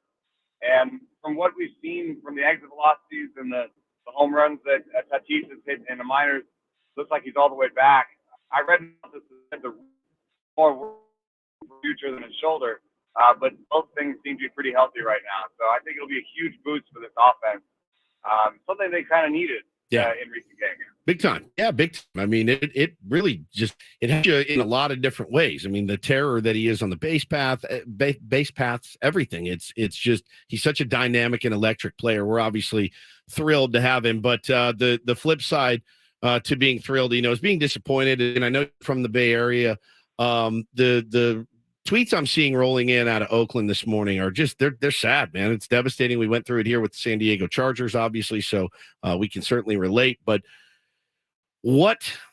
so the stadium in Vegas won't be ready till 2027. What happens for the next 4 seasons? The lease is up with Oakland after next year.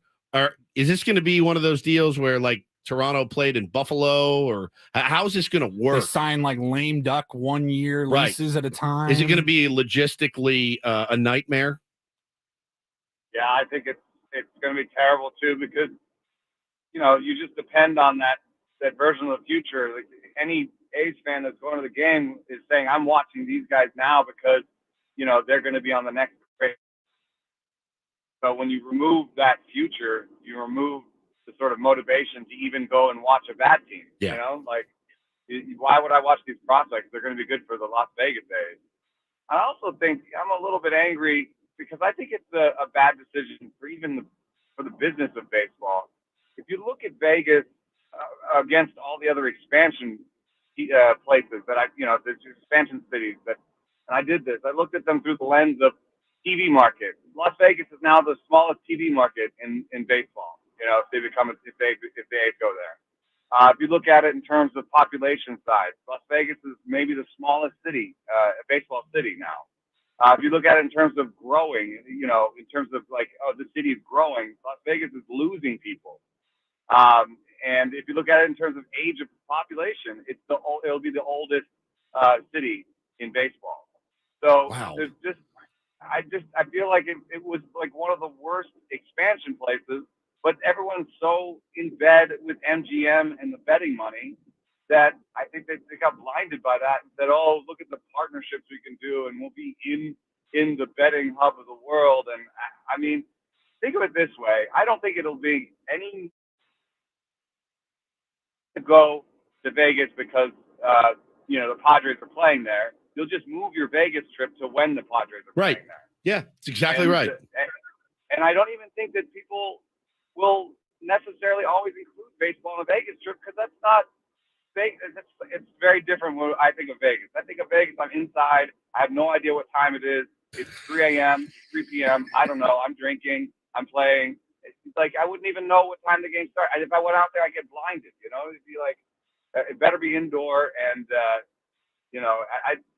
the whole thing, I don't like it. Now, counterpoint, though, we had those same conversations with the Raiders in the NFL. I don't know if it's apples and oranges or not. There's 8 home games, but it was that whole, hey, if your team is going to be playing in Vegas, of course you're going to go. They're never going to have an issue selling out, and I think attendance has been good in Vegas. I don't know for sure too, but there's just so few games. Well, the Knights have done well too, but there was a real embracing of the Knights. Knights were an expansion team, I believe, too. Yeah. Where, the A's are going to come with some sort of baggage of, their past history, So it's a little bit weird when you transplant a team like that. Maybe 20 years from now, no one will care, but it'll be tough for the next 5 to 10 years. And I'm not even sure it's going to take hold the same way. Football is, I think, a totally different thing. That's a pageant. That's a once a week. There's all this build up and all this stuff, Baseball is a daily game. It's every day. Are there going to be a lot of people at a Tuesday night game in Vegas? I don't know. I think it's a good question. I expect there to be a push, though, for Oakland to keep the A's nickname, even if there's no team, and that Las Vegas kind of starts new when they move. It'll ultimately be up to the owner, obviously, when they switch it. But, I kind of wish they had left the Chargers nickname here in San Diego when they left for Los Angeles. The other bummer too, is the golden parachute, the failing upwards that their ownership will now get.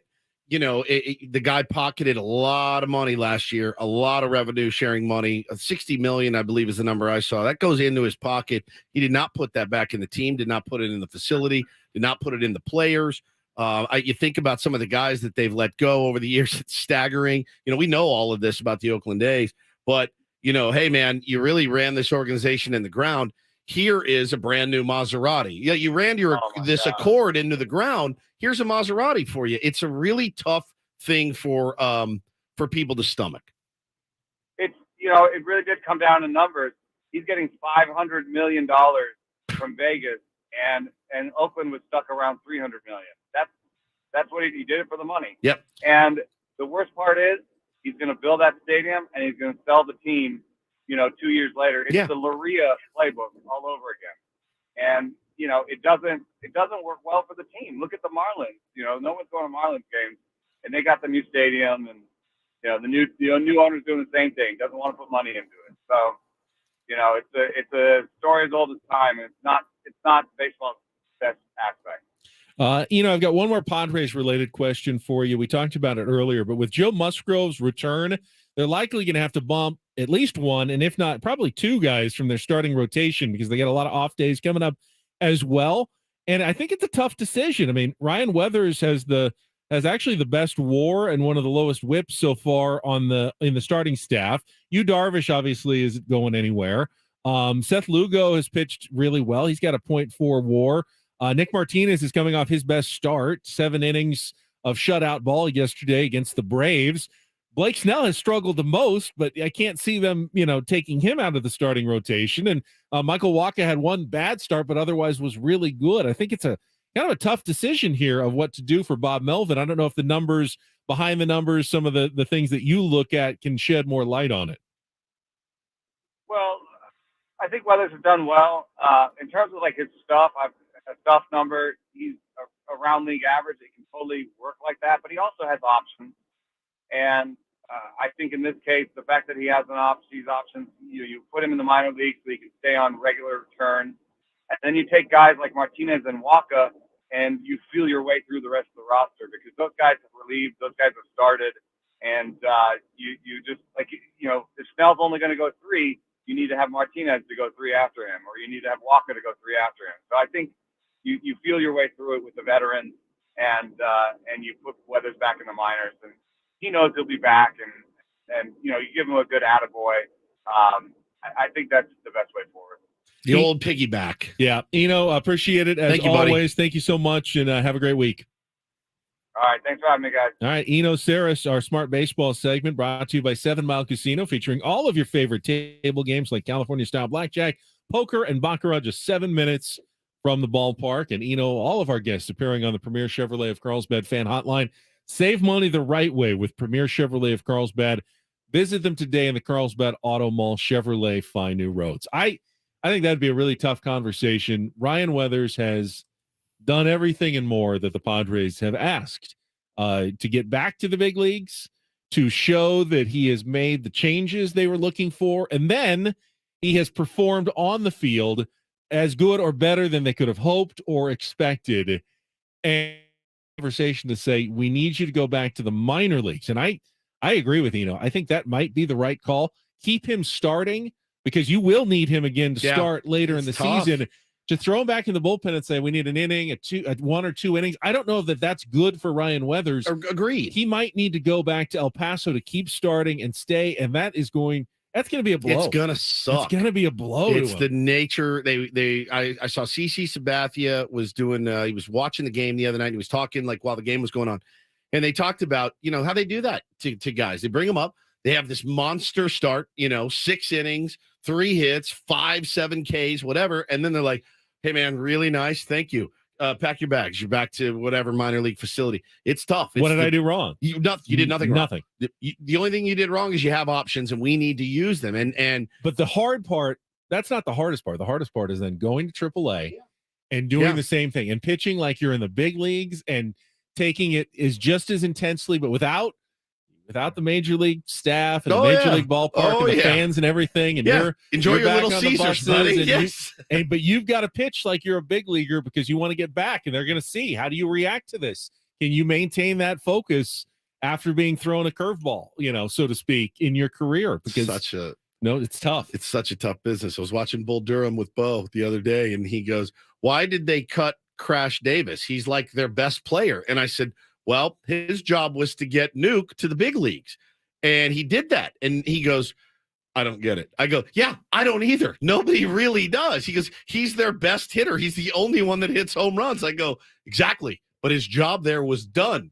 And it's the hardest he thing wasn't to going to be. understand. He wasn't going to be a big leaguer. Nope. And he was standing in the way then of someone some else, young catcher who they needed to give playing time to. Yep. So they had It's to let him go. Funny. He's a 5-year. He's so astute. He's like, it makes no sense. And I go, buddy, I'm 47. We still have the same questions, While we were talking to Eno, Fernando Tatis Jr. sent out a tweet. He sure did. Que Yes. bonito dia. Oh, what my a God. beautiful day.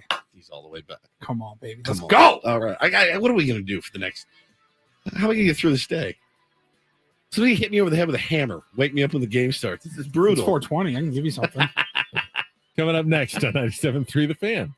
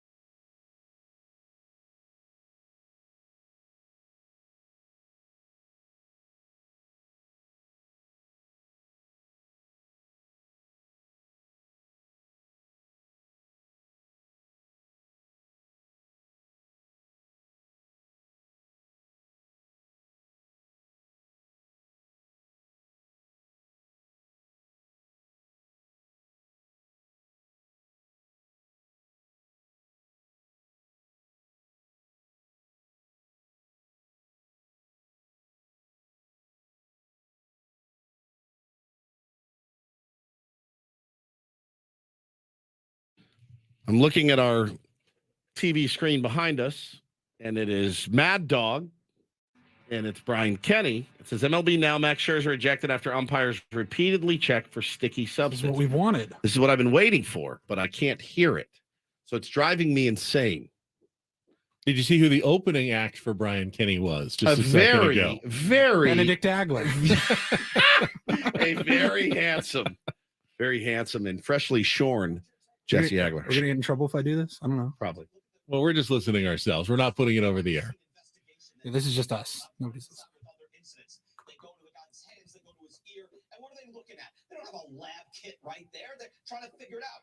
Sounds like he's defending Max Scherzer. Just in my first take there. He's a big Met fan, no? Well, I don't know what I don't know who he's a fan of, but he just said something to the effect of these umpires go out and they check hands, they check ears. They don't have a lab. They don't know what they're looking for. I mean, how can we even know who's cheating or who's not cheating at this point? Didn't stop you from accusing Joe Musgrove fairly definitively a few months ago when you were on. Well, I'm sure someone will get the full transcript of the Brian Kenny appearance here on MLB Network, and we can break it down a little bit more either later this hour or certainly tomorrow. That story's not going to be going away anytime soon. So I know the Reindl report is coming up now. Did we all see what happened to Blake Snell yesterday? Did you guys see some of the blowback? No. Something happened to Blake Snell yesterday. He didn't pitch yesterday. He did not pitch yesterday. You guys didn't see this? No. God, you guys really need to spend more time on Twitter. I spend a lot of time on Twitter. You spend it's inordinate. And yes, you spend an absolutely obscene amount of your time on social media. If I got paid for social media, I'd be a billionaire. A billionaire. You know how they do the pictures, right? Of when the guys are getting on the bus and leaving. Mm-hmm. You guys didn't see Blake Snell's picture? No, I saw Tatis walking there. That's about it. Flipped through them. All right, so he's got his suitcase and he's got the handle up, extended, right? His roller bag. And on top of it, he's got his gaming system set up. Like his PlayStation or something? I don't know what it is. It's okay. More expansive than that. I know PlayStation, Xbox. Paulie, maybe you can speak to it if you find the picture. I mean, this is a 3-city road trip. Yes. Oh, he's got his. What is it? It's his computer monitor. Okay, it's his computer monitor, right? So he's got that with him. You just gonna plug it into a TV screen in a hotel room? Probably. No. Yeah. Probably. No, you got to take your own monitor. Oh, you take your you take your monitor. And gaming monitor. You're serious about gaming, which he is. You take your own monitor. So they posted the picture, and he got dragged. They're on the road until May 1st. Right.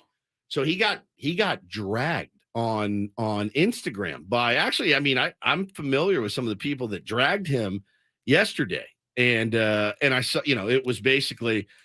Like people were tagging him, like, "Hey man, maybe you should care more about pitching than you do video games." That thing, and he clapped back a little bit. Yes, he should, and I thought so as well. What did he say? I'm curious. All right, so I got to find my argument to those fans would be, oh, we're going on the road, so instead of being in the hotel room playing video games at night or in the morning, you want me going out on the town, maybe drinking with drinking with the guys, getting I in wish trouble. they all brought their maybe video I could get picked up by local law enforcement for doing something, or I could just be in my hotel room playing video games, quietly playing video games. So here's a few of the comments. Wow, Snell seems so focused as he brings all his gaming crap with him.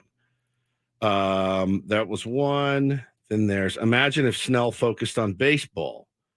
And then somebody said, dude's on video game mode. And then he wrote back. Okay, some guy said, this is the one he tagged him. He's at Snellzilla. Enough with the video games. Focus on throwing less than 100 pitches per 5 innings. Snellzilla says, I want a Cy Young playing these games. Somebody says, we'll run it back one more time. And then he said, he continued to get dragged by so many people tagging him.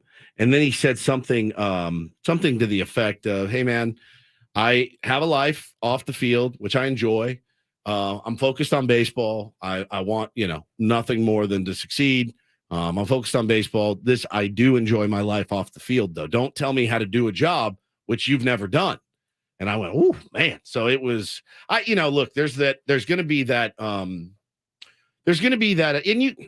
it's almost like you can say that and you can have that opinion. It's kind of gnarly to say it to him. I think the Padres only tweeted 4 pictures of happy flight, and it's Soto, Manny, Musgrove, and Tatis. Yeah. So I wonder if they took it down. It's the most tired criticism you can level at any ball player. Complaining it is that up on they their have Instagram. Here it is. Complaining that they have interests outside of the game. Because literally every person on planet Earth who has a job also has other interests. Every single person in the world. No one is about their profession. I mean, Manny probably brought his chessboard. We're gonna have a problem with that. Yeah, it's hey, you should be in the cages. It's that old thing of like. By the way, any baseball player who only focused on baseball 24 hours a day would burn out so quickly. Yeah, I would never be interested in a player that had no perspective, no knowledge of anything outside of what they do in their own sports. Yeah, it would be a red flag for me. In the grand scheme of things, right? The fact that it's so innocuous. Like, I'm not going to go out, not going to rage. I don't drink. I don't do drugs. I'm going to stay in my hotel room and play video games. It's that thing of where you're like, hey, well, great. If you're pitching well, do whatever you want. That's what people say. If you're, John Smoltz, Greg Maddux, Tom Glavine, Kevin Millwood, those cats, when they went on a road trip, Ben, you know what they did? They played 36 holes a day. If they weren't pitching, they played 36 holes of golf a day. I'll tell you what they weren't doing. They weren't running poles. They weren't they probably got their workouts in and everything else, but they went out and they played golf. They played golf like psychotically. But they, then they went out and shoved afterwards. So it gave them a little bit of leeway. But I can promise you, back then, if Smoltz went out and played 36 holes and then went and pitched that night and got lit up, he probably caught some grief too. But it's before social media. There weren't pictures of it. I saw that yesterday. I was a little bit disappointed. I mean, at least golf, you can argue. I mean, I go out and play golf. It can be tiring. It can be exhausting. It wipes you out. Video games are the perfect thing for someone to be doing when you're a baseball player and you're trying to, have some off hours. You're not, no chance of getting injured. You're not stressing yourself out. You're just it's a relaxing. It's a bummer. It is a bummer. It is. So that's a don't do this for me for those fans. Yeah, it's kind of a bummer. All right, Paulie, let's get to some headlines with the Rondell Report. And get things started here with our today's edition of the Rondell Report. Now tuned into the greatest.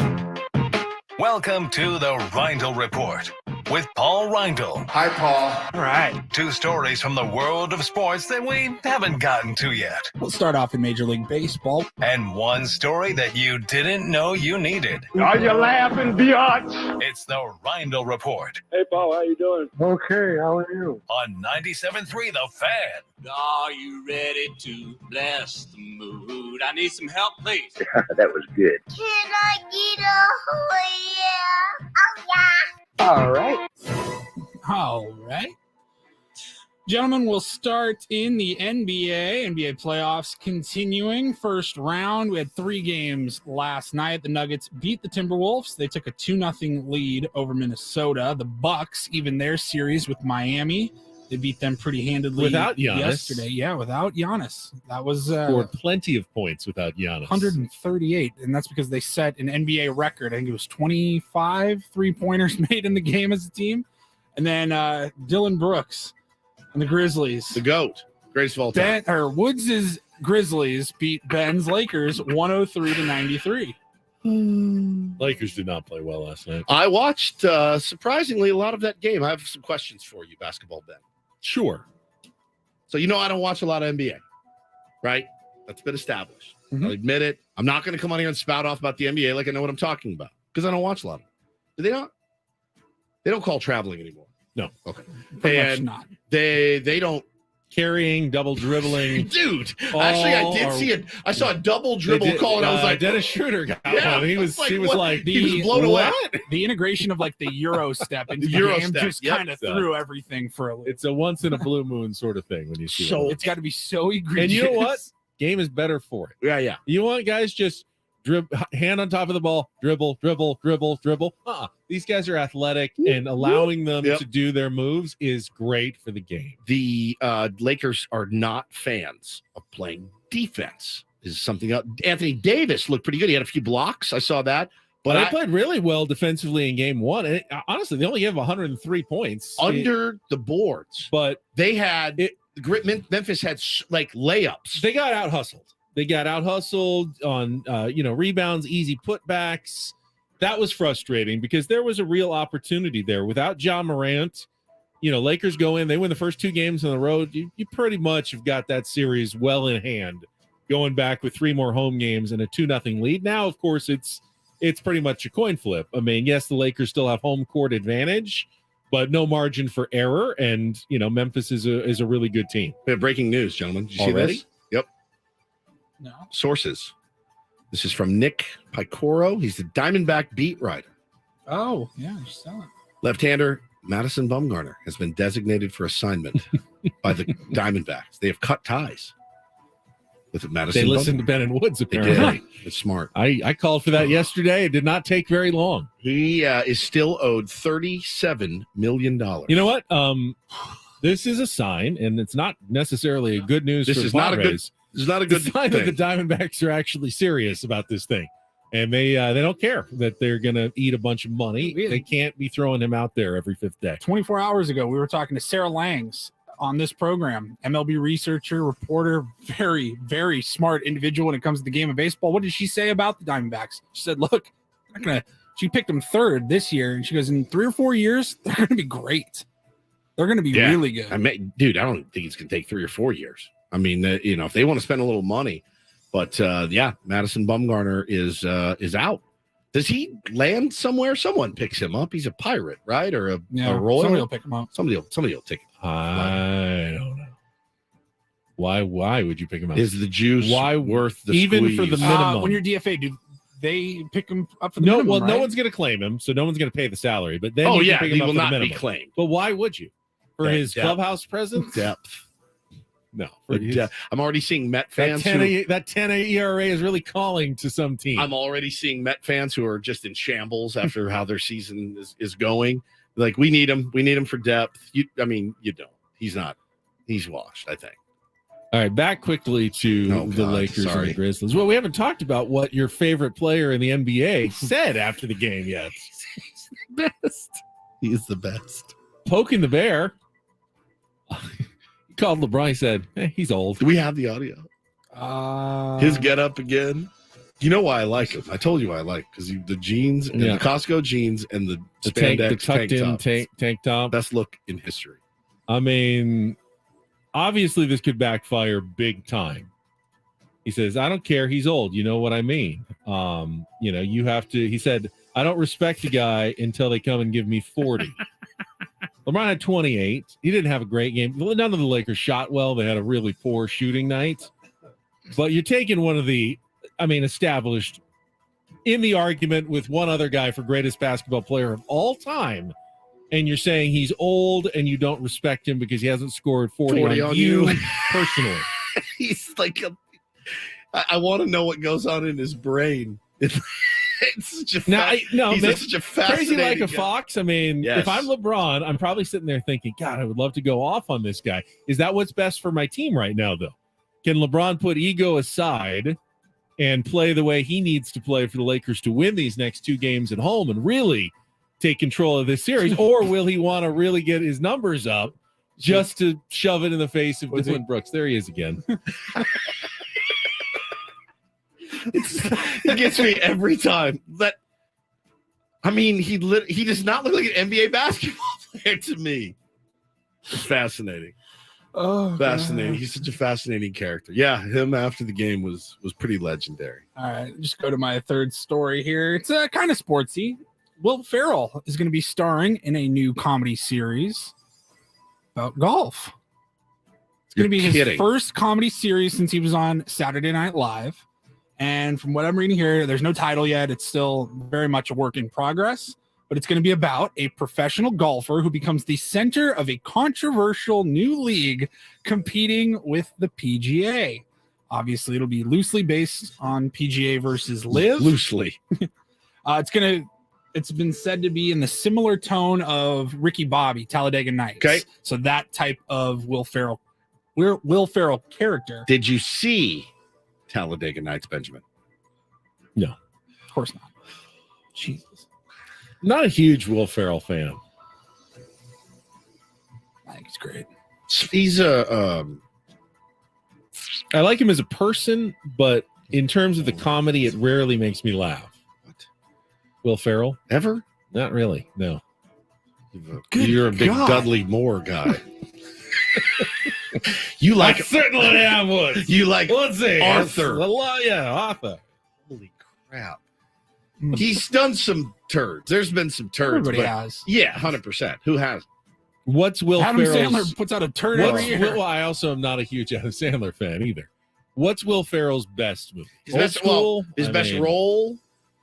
best role is Ashley Schaefer from Ashley Schaefer BMW in Eastbound and Down. Woo, woo. It's my game. It's But he's the like a greatest. real Will Ferrell A movie? movie. Elf. Like Elf, he's genius in Elf. Elf was okay. He's great in Elf. He was great in Anchorman too. Anchorman. Anchorman's Yeah, the one movie I do he like. was. You I got, do you like got tired of Anchorman it, a of lot. course, especially in San Diego. I like here. Anchorman, But the first time you saw it, he was but old school. Old school, he was Come on. amazing. Frank the Tank, come Frank on. the Tank. Took the restrictor All right. plates off the Red Dragon. All right, you've Give named it a little them. more juice. You have named them. No, there's been Night way at the more. Roxbury. No. Love Night at the Roxbury. He was great in.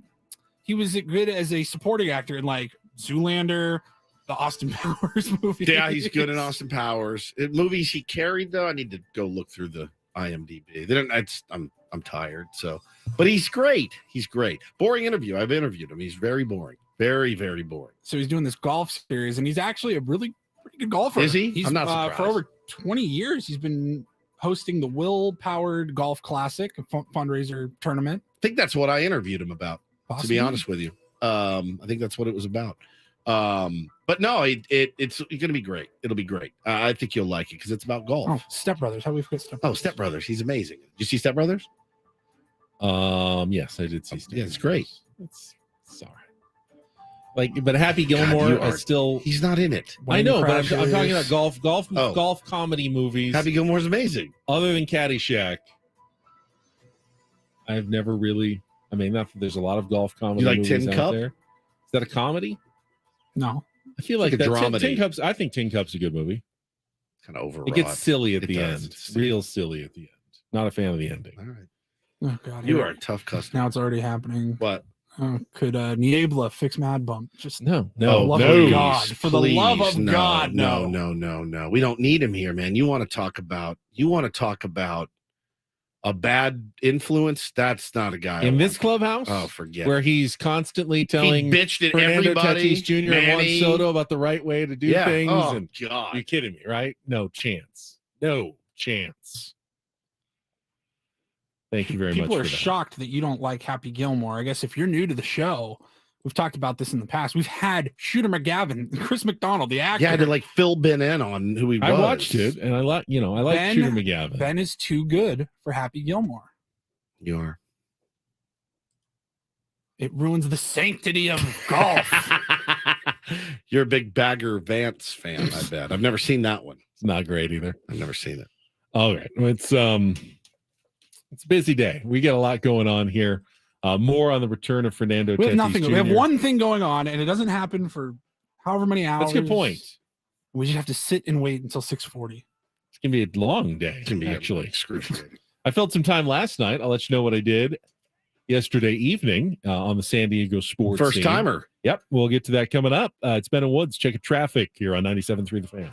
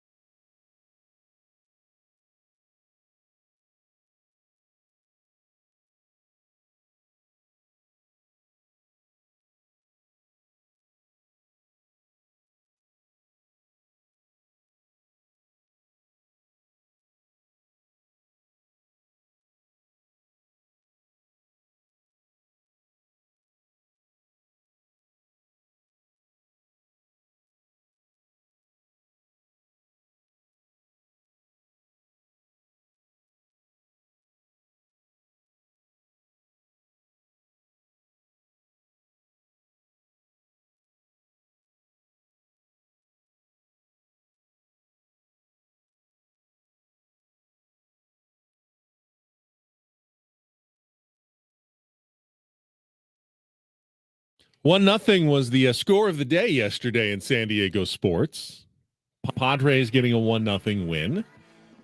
And the San Diego Wave also picking up a 1-0 win last night over the Portland Thorns at Snapdragon Stadium, a game in which I attended. At least the first half went down during my dinner break on Channel 10. And I thought, all right, they're playing a midweek game. I don't have to trek down to Mission Valley on a Saturday on my day off. Let's check out the Wave. And it wasn't, I mean, for a midweek game, they didn't have the record crowds they've been having. They had the lower bowl was pretty filled, and the upper bowl was, the upper part of the seating was empty, but a lot of enthusiastic fans, kind of like when we went to the Loyal game a few weeks ago. Now, I watched the game, and Portland seemed to have all the good chances to score. It was 0-0 when I left.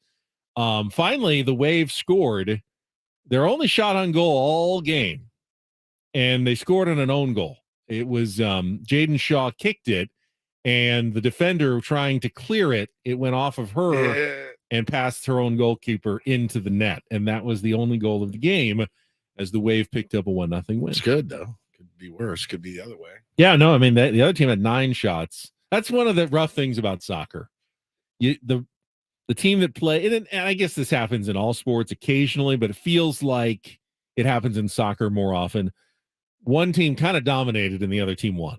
We scored 2 runs in 3 games. So 4 games. Tough to get on here and talk about a lack of offense. No, I mean, I tweeted yesterday, you scored 2 runs in 4 games. You're very happy with a 1-3 record. So true, dude. So true. Holy smokes. Well, that's good. You heard didn't see Craig, but heard him doing the PA. public address announcing. Did a very nice job. Excellent. And got a chance to explore a little bit more. I went and started walking around because I'd never done the full loop around, see all the concessions at Snapdragon Stadium, poked my head around some of the suites just to see, get a really more up close look at the facility. And it really has looked nice. And it's a nice place. Yeah. There's some online beef going on right now. I saw a lot of this from some friends of mine, season ticket holders. Yes, for the Aztec football you saw team. this. I saw a lot of this going around yesterday. Very upset. And not, I don't know. And Paulie and I had this convo before you got in this morning, Benjamin. As we often do. Every day. But how you're in such a bad position when you open a new stadium and you sell season tickets. You think, hey, this is a great thing. We're going to sell a bunch of season tickets. Now, the attendance wasn't what they wanted early because the product was not great on the field. The Aztec football was not a fun watch at all. And so what they started doing is, obviously, we got to get butts in the seats. Let's discount the tickets. But then who do you screw over? The people that paid a premium for your season tickets. Happens all the time. Happens to me. When I see Verizon put out some deal for new people, I'm like, I've been with you for 20 years. All you do is raise my bill. Bank of America's done it to me. Everybody in my life, you feel like, yeah, I'm getting it stuck to me. And I saw some really upset Aztec fans yesterday. Yeah, I don't know what they're expecting. Whether you want the Aztecs to cut you a check, a refund for money you've already paid for tickets. Because the argument I saw was, I paid this much for season tickets, and it wasn't cheap. The product wasn't great. The opponents weren't great. Right. You know what I mean? I want to support. And that's kind of out of their control, but it is what it is. So I paid this much for season tickets. Doing the math, you slashed single game ticket prices to get butts in the seats. If I would have just bought whatever 8 games, however many games they had at the single game ticket price in my section, I would have saved a lot of money. Yeah, your math is spot on. But if you're truly an Aztecs fan, are you really mad that your school wants to fill the seats of their stadium? Would you rather? That's a good question. Would you rather stand on principle and say, "Hey, I paid this much, so you can't lower the prices. I don't care if we have 4,000 people at the game. You can't lower the prices anymore. I already paid what I paid to get in." Come on, you don't want empty stadiums, and if people aren't buying the tickets at the prices they said, well, supply and demand, you got to lower the prices. Was there a way? Is there something the Aztecs could do? Well, they've lowered the prices this season for a lot of the season tickets, which is good, especially the ones on the other side of the field from the Aztecs bench. Those are the ones that didn't sell well that they had to really discount this year. So they have lowered the prices. I think part of the outrage that I saw was that when that when those points were brought up to like their season ticket sales reps or anything like that, like, hey, are you guys going to give it a discount on merch, a discount on parking, like food concessions, anything? It was either dismissed or not responded to, danced around. You got to make that right. You do. You got to treat your season ticket holders treat your right. season ticket holders Potters do a right. very good job of that. They do. Have early access, batting practice, and they've had some crap teams. You know, you've seen some crap games before. I mean, if the Aztecs went 11-1 last year and made it to a New Year's Day bowl game, doubt anyone's complaining. Yeah, they didn't get close to that. I think part of it is that the team was highly mediocre last year. Yeah, snuck into a bowl game at the end of the season. Can't you distribute however many season ticket holders you have? You can distribute. All right, we have 800 season ticket holders. We have 8 games. So every game, we're going to have 100 of you. You get to hang out on the field during pregame or something. Hang out on the sideline pass. Maybe let them try out for quarterback. I was going to say, they can run some routes. Yeah. Here's a clipboard. You're the coach, actually. Can't hurt.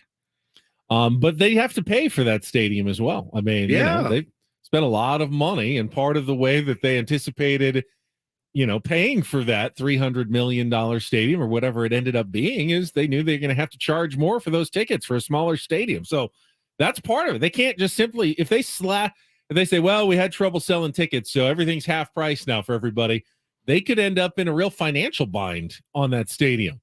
And I saw also that, they kind of were waiting this year, hoping for a Pac-12 announcement that could, spark some more interest in the team and drive some ticket sales. And hasn't happened yet. Obviously, the Pac-12 still trying to figure out their media rights deal and whether or not they're going to invite San Diego State. So right now, all they have to sell is another Mountain West season of San Diego State football coming up. And honestly, it's what the Padres are doing. You and what the Aztecs basketball team is doing. That's a good product. That's a product that people want to pay a premium for.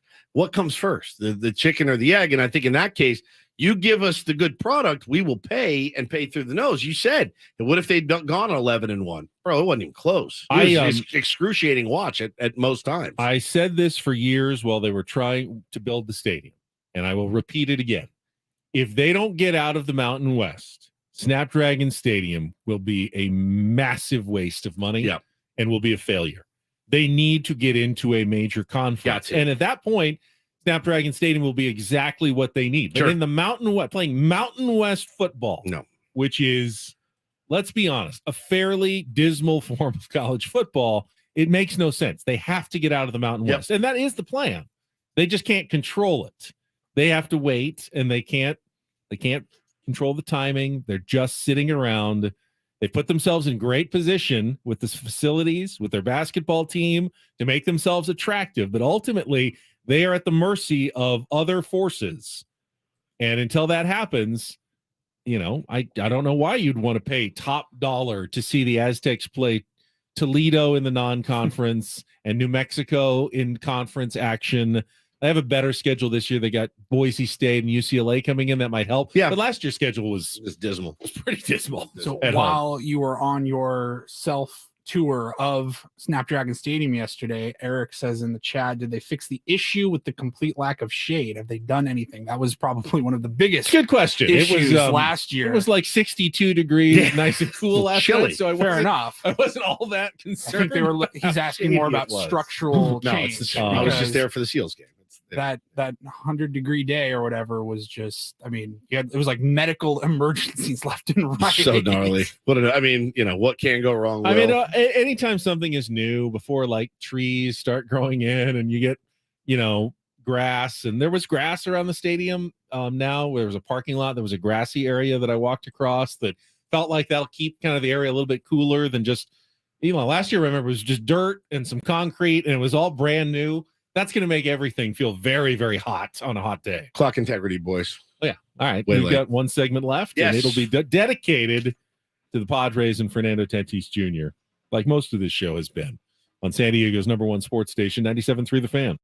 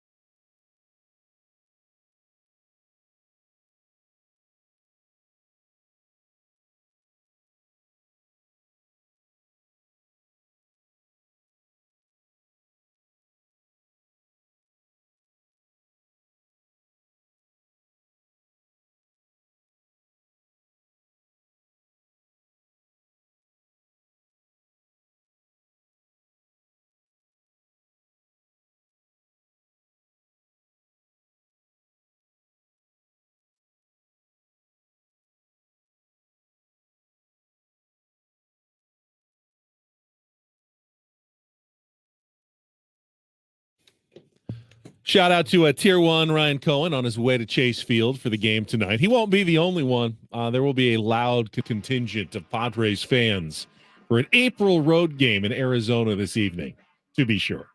Will they be louder than the Diamondbacks fans? Will you hear a healthy amount of boos?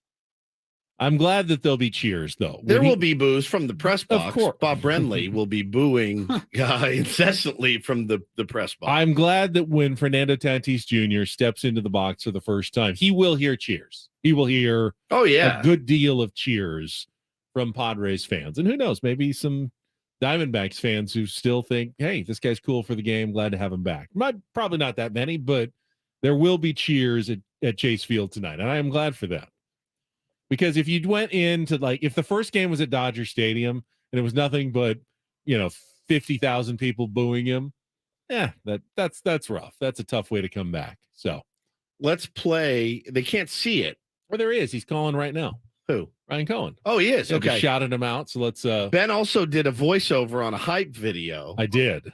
Hi, Ryan. Tell that story in a minute. Safe travels to you. How's it going? How far are you on your journey to Arizona? How'd you know? We were just talking about you. Your ears are burning.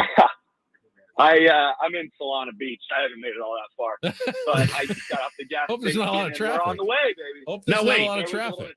Hold on. The last time you did this, you slept in your car for like 24. Are you sure that the whip is going to make it? I checked the engine level. The oil level is good. The radiator is not broken. Gas is fully loaded. We're all good. That's right. He broke down He broke down. the Sentinel rest stop or something on the way to Phoenix last time. It's like, oh no. I spent way more time in Tonopah, Arizona than any human should. Yeah, no, I've been there. I broke down in Kansas City. We all know that story. On my way to the Royals game, it was not pretty. But man, I know you're excited, fired up. You have a big group going. Are you going solo or what? I had some friends going. They had some work stuff come up this weekend, and I decided I'm not missing it. So I'm driving out by myself. I'm sure I'll know people out there. I'm not too worried. And it's Padres fans are family, baby. Yeah, I got family out there. Yeah, 100%. Do you have your tickets already, or are you going to try to acquire when you arrive? I got some tickets last night. Thank you to the very kind folks of Twitter. I had a lot of people reach out when I heard I was going. So I'm good. I am going. I'm probably going to go tomorrow, maybe even Saturday for Joe. We'll see how we're feeling, but definitely going tonight. Now, his the shirt that you have on, we talked about Tatismas or Happy Tatister. His says Tatividad. That is all that absolutely genius. Very good look, Ryan. Yeah, I thought I'd have a shirt specifically for this day. I bought this in Tatis baseball in 2021. So I'm happy that has another use. And Tatis Navidad to you guys. Be Tatis Navidad, Happy Tatister. Hey, call in tomorrow. Let us know how it was. Yeah, dude. If we're talking about it at all, I don't know. We'll have a blast during that one baseball segment that we have. Will you text me and let me know that you made it, please? Because I'm worried about you now. It's like mom. Like just please text me when you get there. Well, I told you, if I have two kids, I want them both to end up like Ryan Cohen and Ben Higgins, a combo of the two, and I'll know that I've done my job as a parent. So text me when you get there. Let me know you made it safely and have a great time, son. I'll be perfectly honest. I'll probably forget to text you, but I love you guys. I love you too, buddy. I got to talk to you on a day like today. And go Pod, go Tatis. Let's go get it. Have fun, man. Even as good of a son as I am, when my mom wants me to text after a long drive, I often forget. You do? Send that text. Oh man, I know. Well, you're just so happy. You're out of the car. Like when we come back from Arizona, man, 6 hours. You just want to crash and take some time, and you got to remember to send that text that you arrived safely. I will often text my wife, "Hey, we made it to fantasy camp, or we made it to spring training," and she doesn't even text back. I don't think she's like, "Great, I never asked that you were going to make it or not." All right, we're going to play the audio of the hype video that we just dropped. We'll get to that. I'll show you the video too. Yeah, it's on. If you're on YouTube, you can see the video. video We'll get to that coming up after this check of traffic on 97.3 The Fan. From the Premier Chevrolet of Carlsbad Traffic Center, part of the Premier Auto family, here's Kelly Danick. Traffic is sponsored by Premier Chevrolet of Carlsbad. A collision has cleared on northbound side of the 805 before 43rd Street. Everything over to the right shoulder. Speeds getting back to normal there. And looks like an accident has just cleared up further north on the 805, just past Mesa College. Fortunately, no other problems on our freeways, but do keep in mind, eastbound lanes of the 78 remain closed between El Camino Real and College for that road work. They don't expect to have that reopened for at least another week. Coach Quintero and Joe Musgrove's choice. They're a different kind of dealership, looking to be a solid community partner and deliver excellent service. Premier Chevrolet of Carlsbad. Chevrolet, find new roads. I'm Kelly Dana. Ben Woods, San Diego's #1 sports station, 97.3 The Fan. So a couple of days ago, I got a call from Adam, who told me I've acquired the services of Justice Parman, the very talented Justice Parman, to help us at 97.3 The Fan put together a little hype video for the day Fernando Tatis Jr. comes back. Tatis Navidad. Happy Tatismas. Happy Titister. He said Woods was going to write up a little script and do the voiceover. You know, San Diego Seals public address announcer Stephen Woods. I didn't need much, just, you know, like 30, 40 seconds or something. But then Woods called and said, Sunday, I texted him. I'm not going to do it. I can't do it. I don't want to do it anymore. So he said, could you hold on.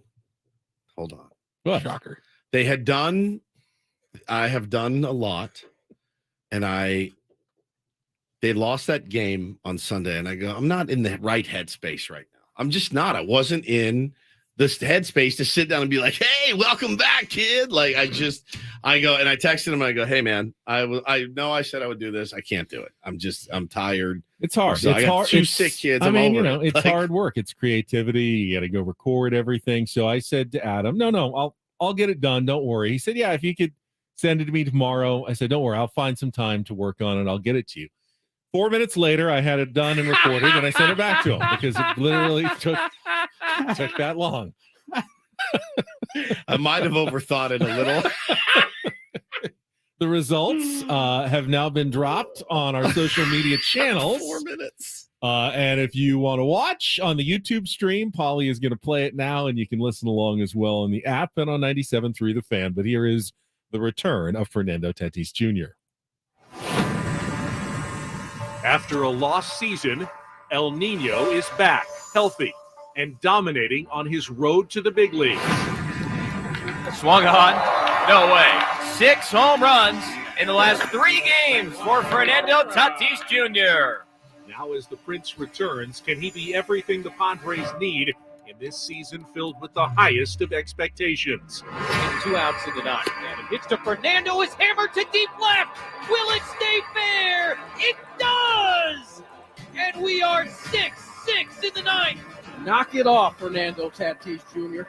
Out of the ballpark on an impressive bomb. The wait is finally over. Are you ready? Bases loaded, 2 outs. This pitch hit in the air, out to deep left field. Way back, gonna go! A grand slam in the big city for Fernando Tatis Jr. Fernando Tatis Jr. plays here on 97.3 The Fan. Can I thank you for turning down that assignment? Yes, because you know well what? done. It ended up really cool, and I'm kind of glad that it's my voice You did on it. that awesome video that Justice You put have together. Listen, I'm With that cool dramatic music, like from a movie trailer. I love that. I'm no dummy. You have the better radio announcer voice. You do. I'm not gonna. You have the voice that fires people up more. People hate me. They literally hate me. I don't. I mean, I try to be a nice guy. I try to help out where I can. Respond to your. James says this VO could have used some more thought put into it. Yeah, I did. I Sound told a little you. forced. I gave it 4 good minutes. Well, I mean, like 2.5, and then I took 90 seconds to record it. But yeah, I mean, I put some thought into it. Don't blame me that I'm just a talented writer who gets things done quickly and knows how to work under a deadline every single day of my life. Spit out the script, record it, send it to Adam. You crushed it. Send it to Justice. You there were it is. You were a better fit for it anyway, which is why I don't know why he came to me. But listen, Adam does a lot of things that I question. It's cool. Cool video. Very. People- I mean, people are enjoying phenomenal. it. I'm very, very fired up. Very, very, very fired up. So Manny got robbed of a home run yesterday. He did. Wasn't the Great only catch. person in Major League Baseball who was robbed, God. though.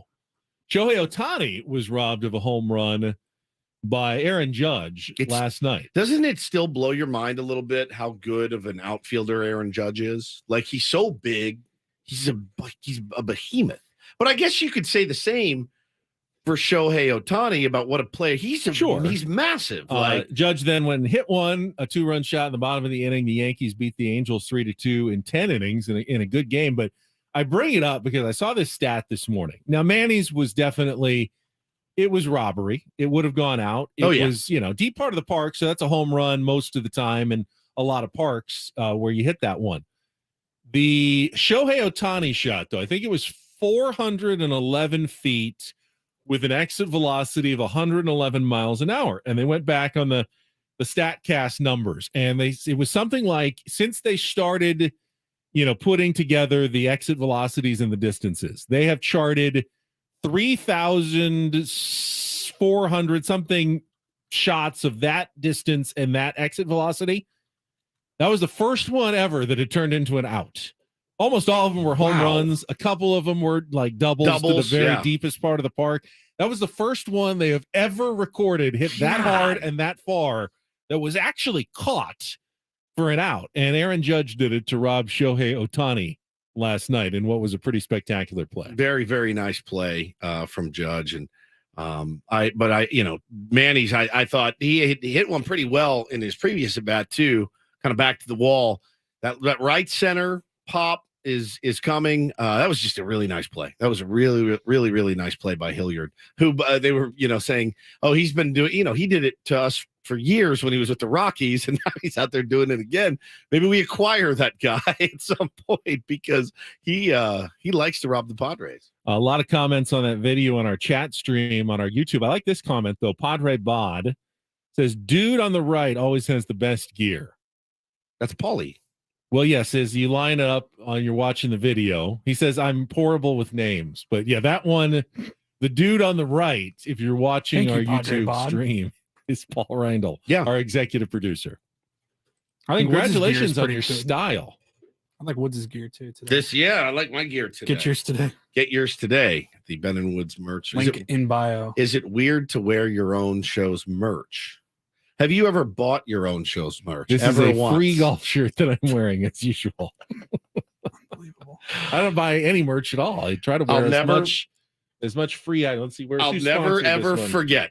Ben and I get the call. Fresh Start Surgical Gifts from a charity golf tournament. Yep, free shirt. Last year, Ben and I get the call from the Padres, and I was blown away. They said, "Hey, could you guys come down here and host Q&A for the viewing party at Petco Park?" And I said, "Oh my God, yes! Are you kidding? It would be an honor." So they were doing the free tickets and all that, and you can come watch the game on the big screen. And Trevor Hoffman's going to be there, and Mark Loretta, and come on down. We want you guys to do the Q&A. I was blown away. I was so honored. And I said, yeah. So I showed up, and I had my, Padres thing on. My man here walks up. He goes, oh, do you think somebody could go grab me like a 3/4 zip with a Padres logo? He didn't even have one. They had to go into the team store. But now I do. Now I do. They had to go, Paulie, into the team store, grab this dude a XX off of the rack, rip the tags off, bring it down, and he puts it on as we're walking out onto the field. I'm like, oh my God. Showing my team spirit right there.